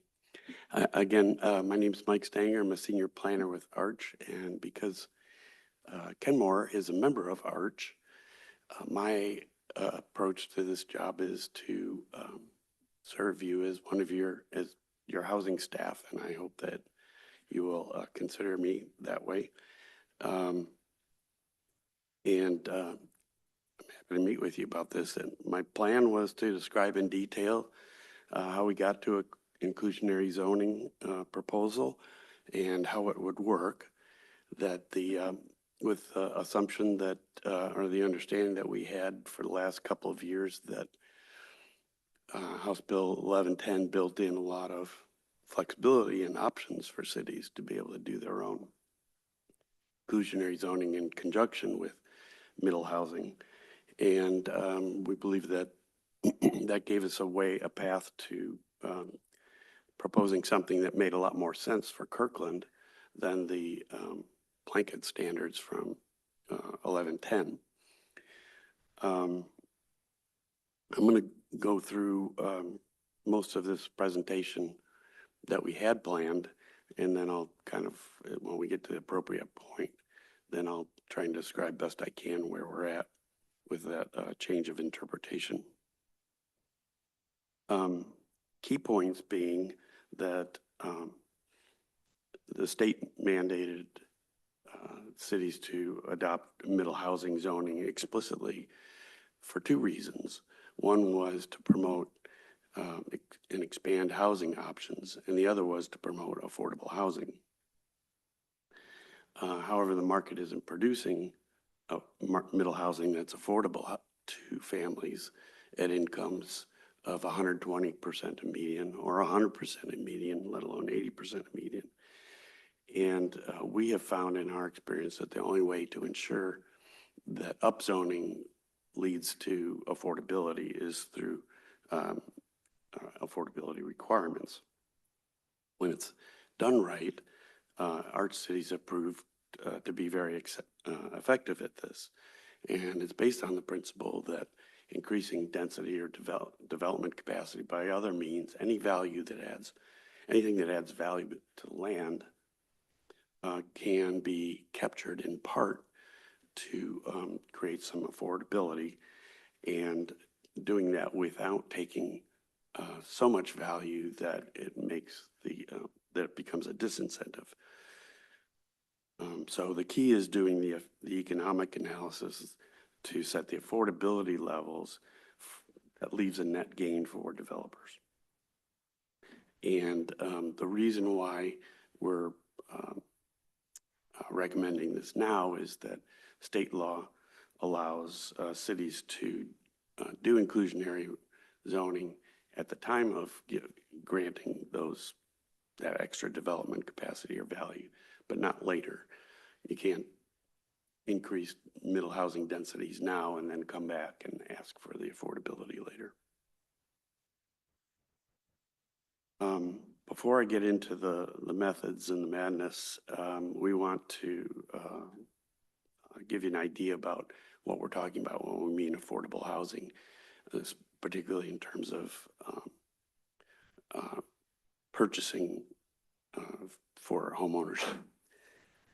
So this is a kind of a shorthand look at some sample prices based on household income limits. As of last year, we recently obtained 2025 area median income. But for example, in the context that we're talking about, and this would be comparable to prices that actual prices that I'm going to show you from the market. The income limit for a 4-person household at 80% of median would be a little over $88,000. And given certain assumptions that are detailed at the bottom, that would lead us to set a maximum sale price at $425,000 roughly. And you can see that how that scales up or down with different housing type or numbers of bedrooms. These are what I'm calling middle housing sales in Kenmore and Kirkland. Kenmore, the condos are the ones right over here. So they're not actually middle housing, but they're the closest comparable. And it might be the kind of thing that you would see if people built 4-plexes or 6-plexes, for example. And those sold for, $180,000 to $225,000. And the affordability levels on those based on the household size would be 170 to 180% of median. Now I added Kirkland there because Kirkland's a great experiment comparison in a way, because they have allowed a similar form of middle housing density throughout their single family zones since about 2019, I believe. I priced all of their, or studied all of their sales in the past year, or basically March through February. About half of, they had about 250 sales of what I thought were brand new homes, and more than half of those were of the middle housing variety. And you may be interested in studying this if you go to a phase 2 kind of thing. Because as Nick mentioned, they have zoned it in a way where there's very fuzzy distinctions between ADUs, cottage housing, and single-family detached homes. And most of what they're getting here, if you go through Rose Hill especially, but other parts as well, is these packs of 3 units, which are all being sold. Either they might be coded fall under ADU code or cottage code, but they're being sold. And they're relatively expensive, as you can see. So this, I would venture to say, is what you might see in the future in Kenmore. Now, what the Planning Commission recommended, as we said, would, in terms of inclusionary zone, would apply to R4 and R6 zones, of course, anywhere in the city, whether it was close to transit or away from transit. And the inclusionary requirement would be for 10% of the units to be affordable AMI if owner occupied, or pardon me for the error here, 50% of median if renter occupied. Now, if the project was fewer than 10 units, 10% results in a fraction, and the idea is that they could satisfy that requirement by paying a fee in lieu of the affordable unit fraction. But if it was more than 10 units in the project, then you would round up or down and they would just provide the number of units on site. Now, one of the advantages of this, we felt, compared to the way HB 1110 is written, is that when you're close to transit, then state law would have you get no affordability benefit or public benefit for that. And 10% would get you a little bit from those 4 units per lot or whatever gets built. Once you're away from transit, the state law would have you build 1 affordable unit on site in order to get 4. Well, we've determined that that's not feasible, and it makes sense that it's kind of on its face.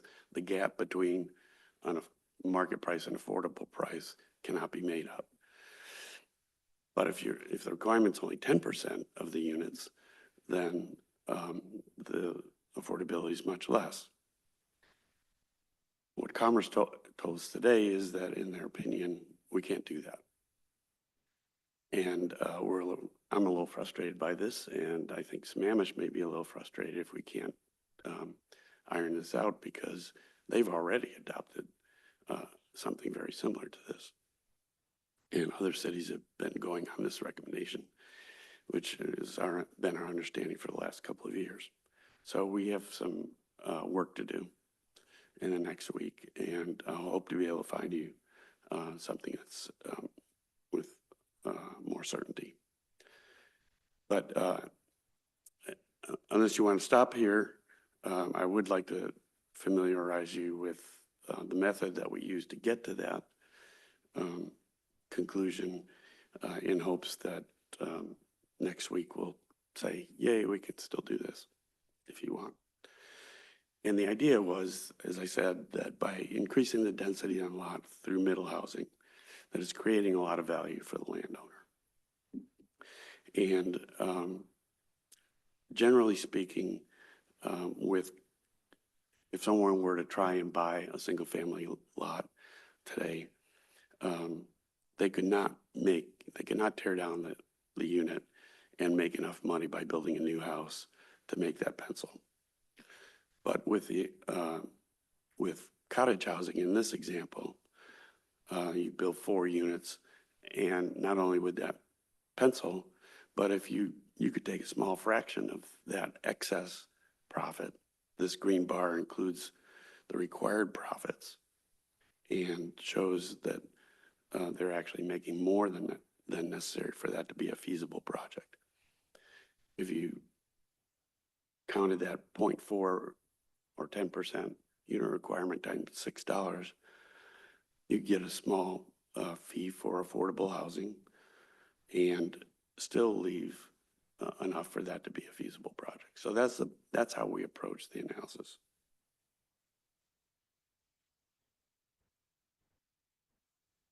Without counting that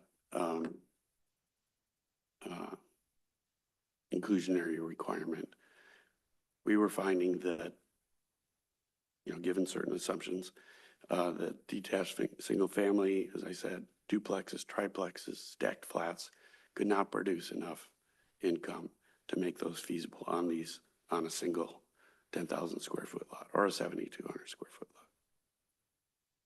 But they were turning out to be feasible for cottage housing, for townhouses, duplexes, et cetera. Even if you keep the existing single-family home, use the other half of the lot for a triplex, that works. Tearing down the home, building a new detached home to ADUs, that works as well. And then we did the analysis for the, to take a portion of that for an affordable housing fee, and all of these remained feasible except for the townhouse scenario. That one then took away from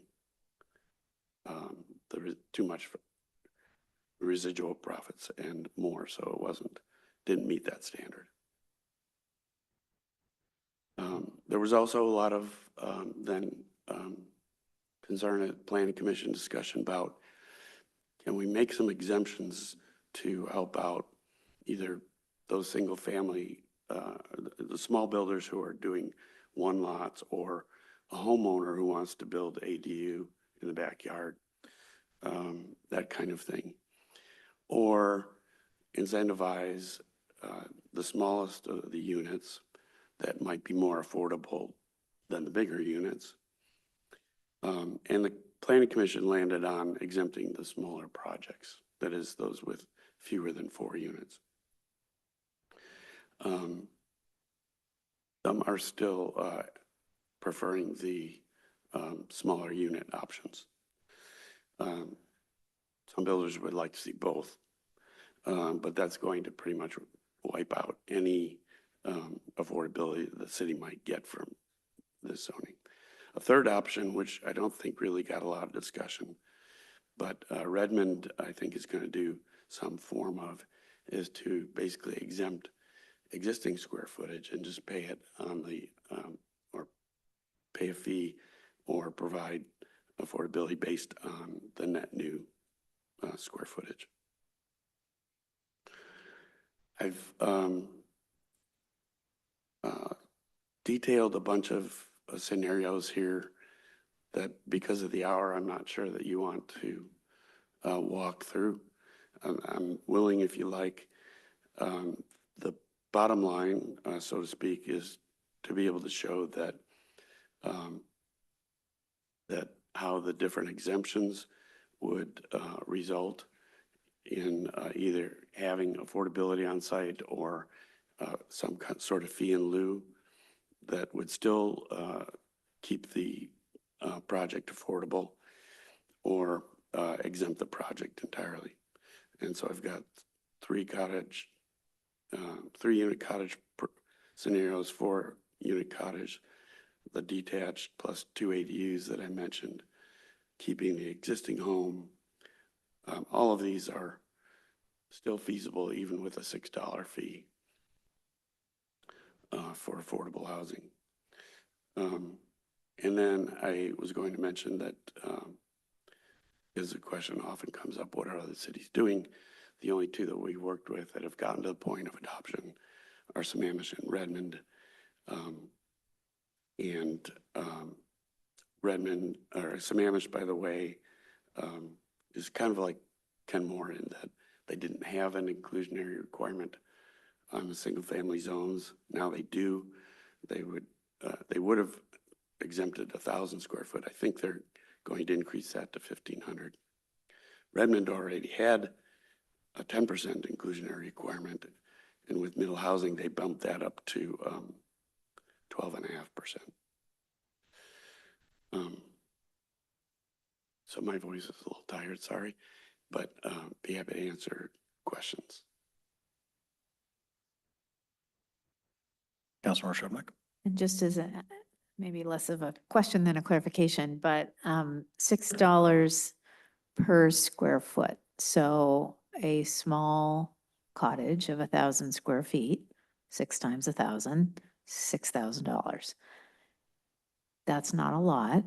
So I again want to underscore what the mayor said last week, which is I don't see it. I don't see how that helps us. And if anything, I think we want to incentivize people to do smaller middle housing, 4 to 9 units. So why would we ask them for more money? I mean, yeah, they've got a little tiny bit of profit, but we want them to build that. We have none of it. So to nickel and dime them when it's really not going to benefit us, I don't understand the rationale for that.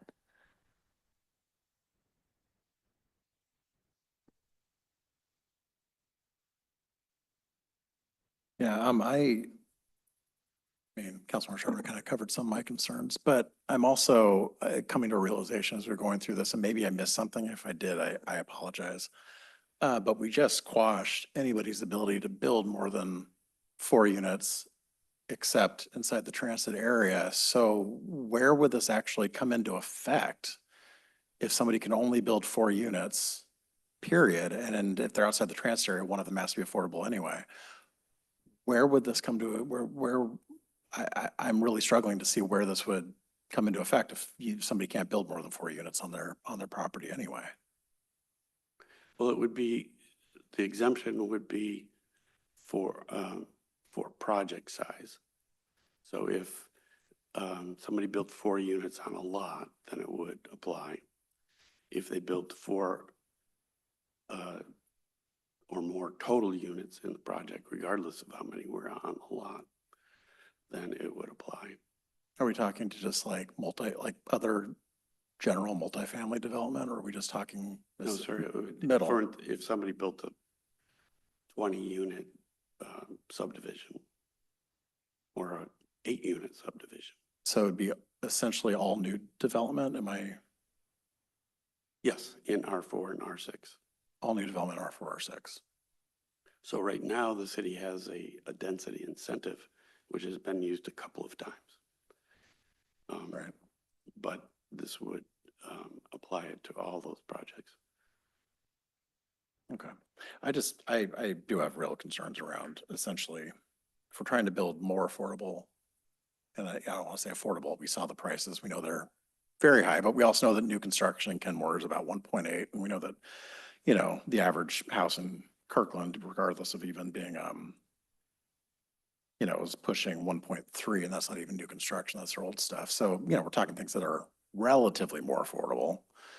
But yeah, I'm concerned about adding additional costs. I would much rather, I want to find additional sources of revenue for housing. It's something I really want us to figure out. I'm not sure if taxing housing to incentivize housing or taxing housing to fund other housing. I don't know, there just seems something a little almost perverse about it. I do want to find more money though for us to be investing in Arch as a city.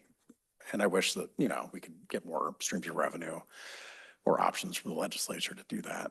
But I'm concerned that this will either slow things down or just, let's be realistic. The cost of this is going to be passed on to the people buying this property. The developer isn't going to take a hit on this. They're just going to increase the price of their product at the end of the day. I don't see them eating this, especially in the housing market we have now. They'll just bump it up by $12,000 or whatever, and it'll just get mortgaged for 30 years. So those are my concerns. Councilor Sassen? I'm beginning to feel blinded by discouragement a little bit, so I think we have to be clear-eyed, and I'm not sure I am. So what we're doing with middle housing is addressing, to some extent, issues of density and availability of smaller, not small, but smaller units and increasing density. What we are not accomplishing, which we'll have to address with step housing, is any kind of affordable, let alone deeply affordable housing. here in Kenmore. And I'm assuming that we know that middle housing is not the answer to affordability, but I don't like it. Just want to say that out loud.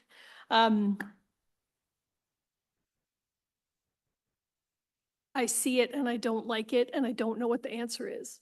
So that's really what I have to say. Counselor Lutzis? Yeah, I agree with Mayor Herberg and Councilmember Shribnick. When it comes to this, I'm a little confused what the funds would be used for, considering that the amount we'd actually collect is so minimal. I think that sort of in our discussion and what I've learned from my time on the council is that we in the city are not in the business of development ourselves, but using the tools in front of us to make it easier and use that to promote solutions. And I think when we're discussing, removing barriers to creating more housing stock and capacity, that overall, increases the affordability in the surrounding area. And I feel like the affordable benefit from an additional unit that we can incentivize building by maybe not putting on another little tax or fee might be greater than the $6,000, which just seems so minimal. I don't know what we'd use that for. Counselor Sassen? Yeah, I think Councilmember Lutzis's summary of that viewpoint is well stated and heard. For me, the purpose of having developers participate is just that, it's participation. It's not that it's going to financially go a long way, but does it make Kenmore a more attractive partner for developers and agencies like Arch who are going to in future help us build the deeply affordable housing that we need, the step housing that we need? Does that make us more attractive in that venue? I think if that is the case, then a nominal fee on middle housing matters from a partnership perspective. And as the mayor suggested last session when we discussed this, we could also put a similar nominal fee on single-family building. That this is something that folks who can afford it participate in when building in Kenmore in order to promote our broader agenda. Counselor McCulver? Thank you. Yeah, if $6,000 is a deal breaker, I think they didn't want to build it that badly. I think we heard some statistics tonight, and I don't have any reason to question it, that I guess 80% of the housing sold is only accessible to folks making 140% AMI, which is bonkers and very real. So we've been here a long time, and I think it's worth trying something that has been proven to work in other cities. If it winds up being shoot, nobody can afford housing, this was a big disaster, we're already there. I don't think we're gonna lose anything by trying this proven solution for 6 months, 8 months, a year. And if it does prove just awful, okay, we'll revisit. But again, we have a hard deadline with that June 30th. So this is our first bite of the apple. Planning Commission spent a lot of time on this. They put a lot of diligent thoughts into it. I think we should take them up on their recommendations. So, yeah. Deputy Mayor? We did have a minority report on this, so it was a really tight decision on the part of the Planning Commission. Affordability, is a big deal. I couldn't afford to buy a house here today at my income, and, my home that I bought 9 years ago, there's no chance I could buy it today on a single income with my 2 kids, on a single income without my 2 kids for that matter. I personally would prefer to keep focused on middle housing, inclusionary housing, and affordable housing with the step housing that we're going to be looking at.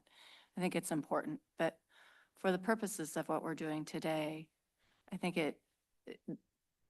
we are looking at separate things. I love the heart that goes into inclusionary housing. I'm really thankful for Mike's thoughtful presentation because I was really wanting to say I support going here right now, but I don't. I really feel like let's focus on more housing types in Kenmore, opening the door. If you notice the difference between the counts of the housing types in Kirkland versus Kenmore, I know Kirkland's bigger, but we just haven't even gotten started on it yet. And we need housing built. And the people who are building it, this is more towards someone who's doing development than like the person who's adding an ADU to their house. I get that. I think that's what I understood. And that's the other part. I need a little more time to think about this after this presentation. I'm open to giving consideration, but for tonight's purposes, I think it's important to focus on middle housing and then look at inclusionary housing at another point. Councilor Shevnik. Yeah, I just wanted to clarify a couple points. So Commerce just said we can't do the fee in lieu part, right? I mean, they didn't have a problem with the 1 unit for the 10, the one required affordable unit for the 10 plus development, right? I'm not, I don't understand it 100% yet, but they were clear that we couldn't charge a fee in lieu. Well, what do to- they mean by inclusionary affordable housing then? I mean, what? They don't use the term Well, inclusionary. Except you said that if you, the only time, and this is my other clarification, the only time you can put inclusionary requirements in is now. So they must know what they mean by inclusionary. So they have an idea what they mean. What do they mean? Well, their requirement would be if you want to go above what the base unit density is, 2 to 4 in this case, then you have to, the builder has to provide and the city has to require an affordable unit. Oh, just that extra unit at the 4 level. Right. Okay. And so for larger developments, we might not even be able to do the 1 unit for a 10-plex? Or we don't know, we don't even know that. Okay, because I wasn't having any problem with that. It was just the fee and lieu part, That's the which I part thought I'm you were, not entirely clear about. either part. Okay. Whether, they seem to be saying that the only affordability that the city can require and what the city must require is that 1 unit that is in conjunction with middle housing. If it's not middle housing, then they don't care. I understand. So Is it? that's if you're putting a That's 4th fair. unit. So let's say, let's multiply that by 2.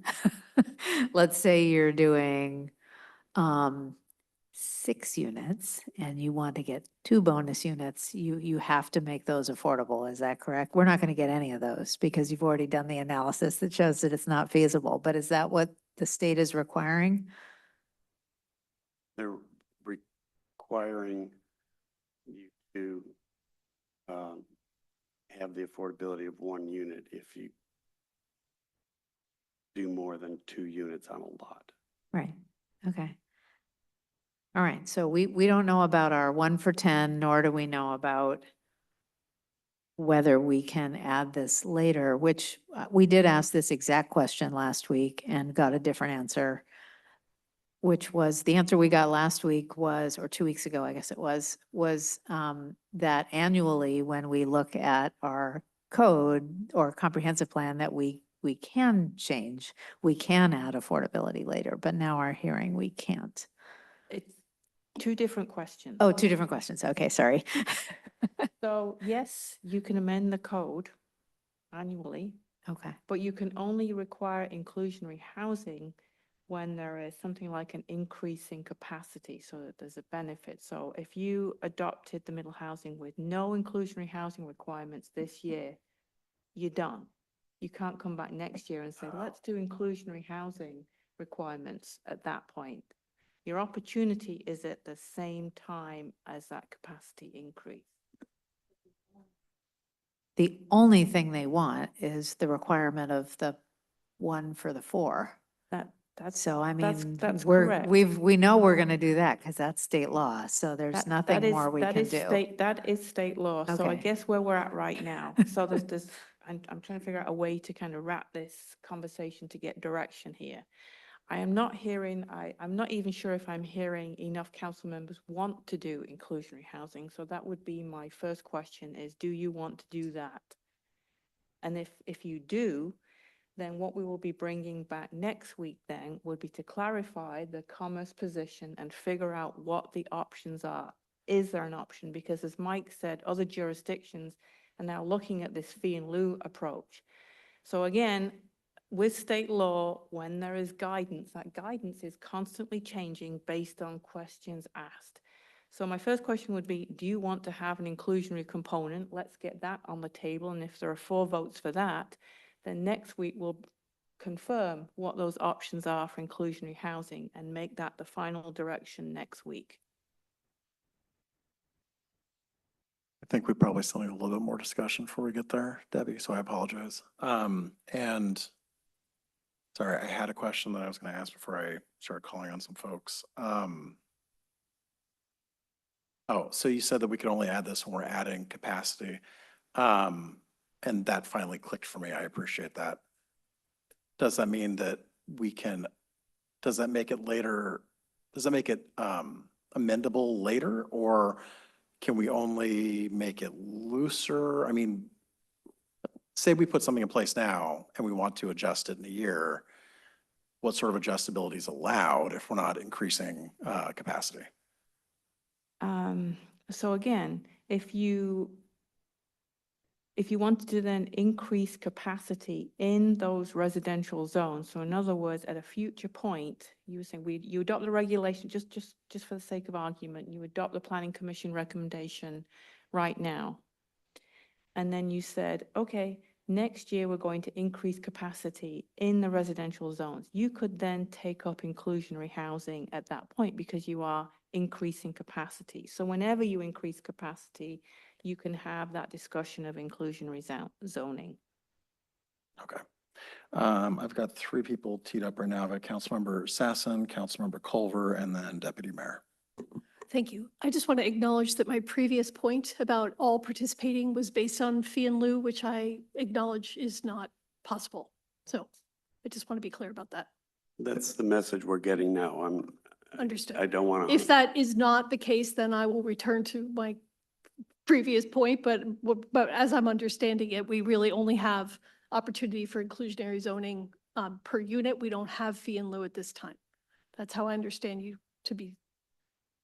Well, I think. We don't know yet. We don't know yet. Okay. I think the way that it's proposed, we thought that was fine till this evening, when now we have to get further clarification from Commerce about the application of fee in lieu compared to the requirement for an on-site unit. So Thank you. I'm sorry I don't have a definitive answer. We're not finished. We're not going to wrap up tonight, unfortunately. And then the second piece I want to say is if we need to revisit the vote on Councilmember Srebnick's proposal, I can't remember exactly what it was, but I would change my vote if we need that to make inclusionary zoning possible at this time.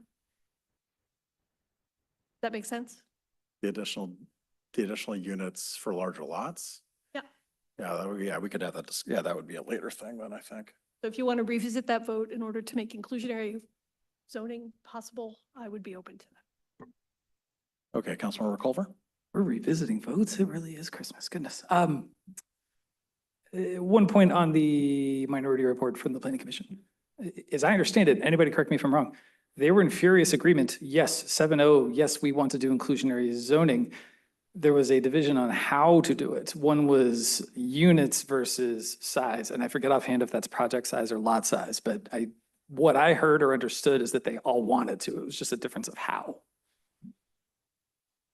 Okay, Deputy Mayor? Yeah, that is true. I look forward to hearing more about this. I thought it was more of a clear-cut thing, but I think we do really need to have more information. Yeah, I don't have much more to say. I had something a few minutes ago, but it slipped. So I think more information will help me have feel better about how I vote either way. So thank you. And speaking for myself, I'm not opposed to continuing the conversation around it, but I am much more, like, after looking at the exemption options that you had up earlier on, or which slide it was, slide 8. I frankly, I would lean more towards exempting the smaller units personally, rather than just exempting smaller projects, because, you know, I know that 1,000 square foot units are not the things that are most likely going to get built necessarily, but this might incentivize some of those smaller units for, you know, retirees, for college kids, for people, you know, doing that sort of thing. And I think that is something that we do want to incentivize. So I would lean more towards that personally, if we were to go this route, than do it at my project size myself. So, Councilmember Shrubnik? And what exactly, Debbie, because there's three things. There's the exemption level, which is like, what's the threshold for even having any inclusionary requirement? So that's one thing that we should probably figure out if we have direction on. The second thing is kind of that middle area, that 4 to 9. Does anybody want or not? I mean, let's provide direction on the fee in lieu if we can get it. And then there's the 10 plus, which is requiring an actual physical unit if you have a larger development. And I don't know that we all feel the same about all three of those. So I don't know. I just think it'd be helpful to parse those out.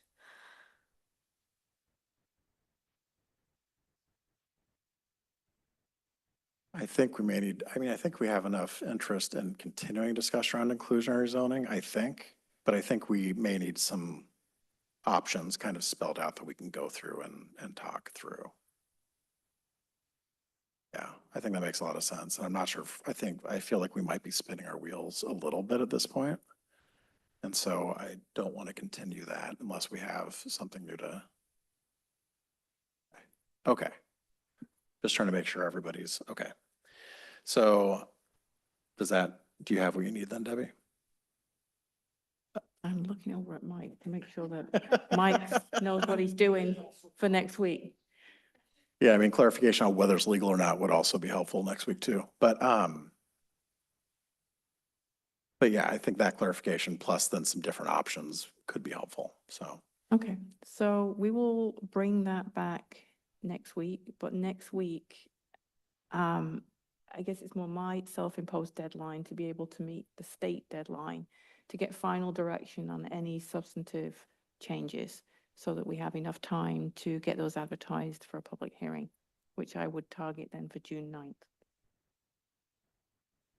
Debbie, I have one last question. So, and this is purely hypothetical, and I'm not trying to mess up your timeline, I promise, but we've talked about this deadline a lot.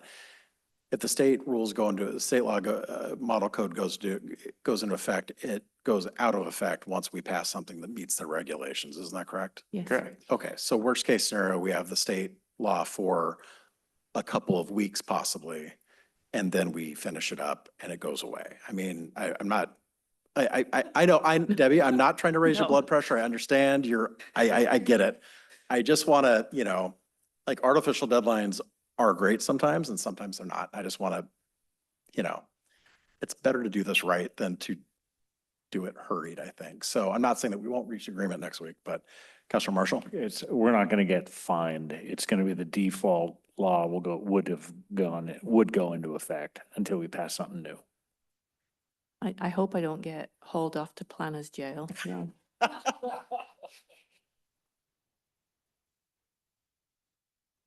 All right. I think we're all good on this one. I mean, last point, just the fact that there's some outstanding questions on that, and I'm glad we got the alternative compliance clarified, and, you know, thank you all for spelling that out for me or whatever. Like, glad to see we are feeling more confident on that front. But hesitate a little bit with saying like, we might not make the deadline. It's okay. It's like, the state is putting more and more things into place to get a little stricter about things. And I hope I don't need to explain that to anybody in this room. So I don't really want to press that, I guess, would be my initial reaction to that. I think this is one where I want to honor June 30th. So I will leave that alone.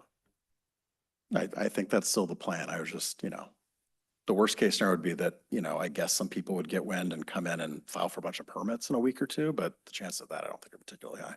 Yeah, well, that's why I was trying to see if we could get a little more traction tonight. And because if you're wanting us to make a decision a week from today and we don't even know what the options are, I mean, that seems a little dicey.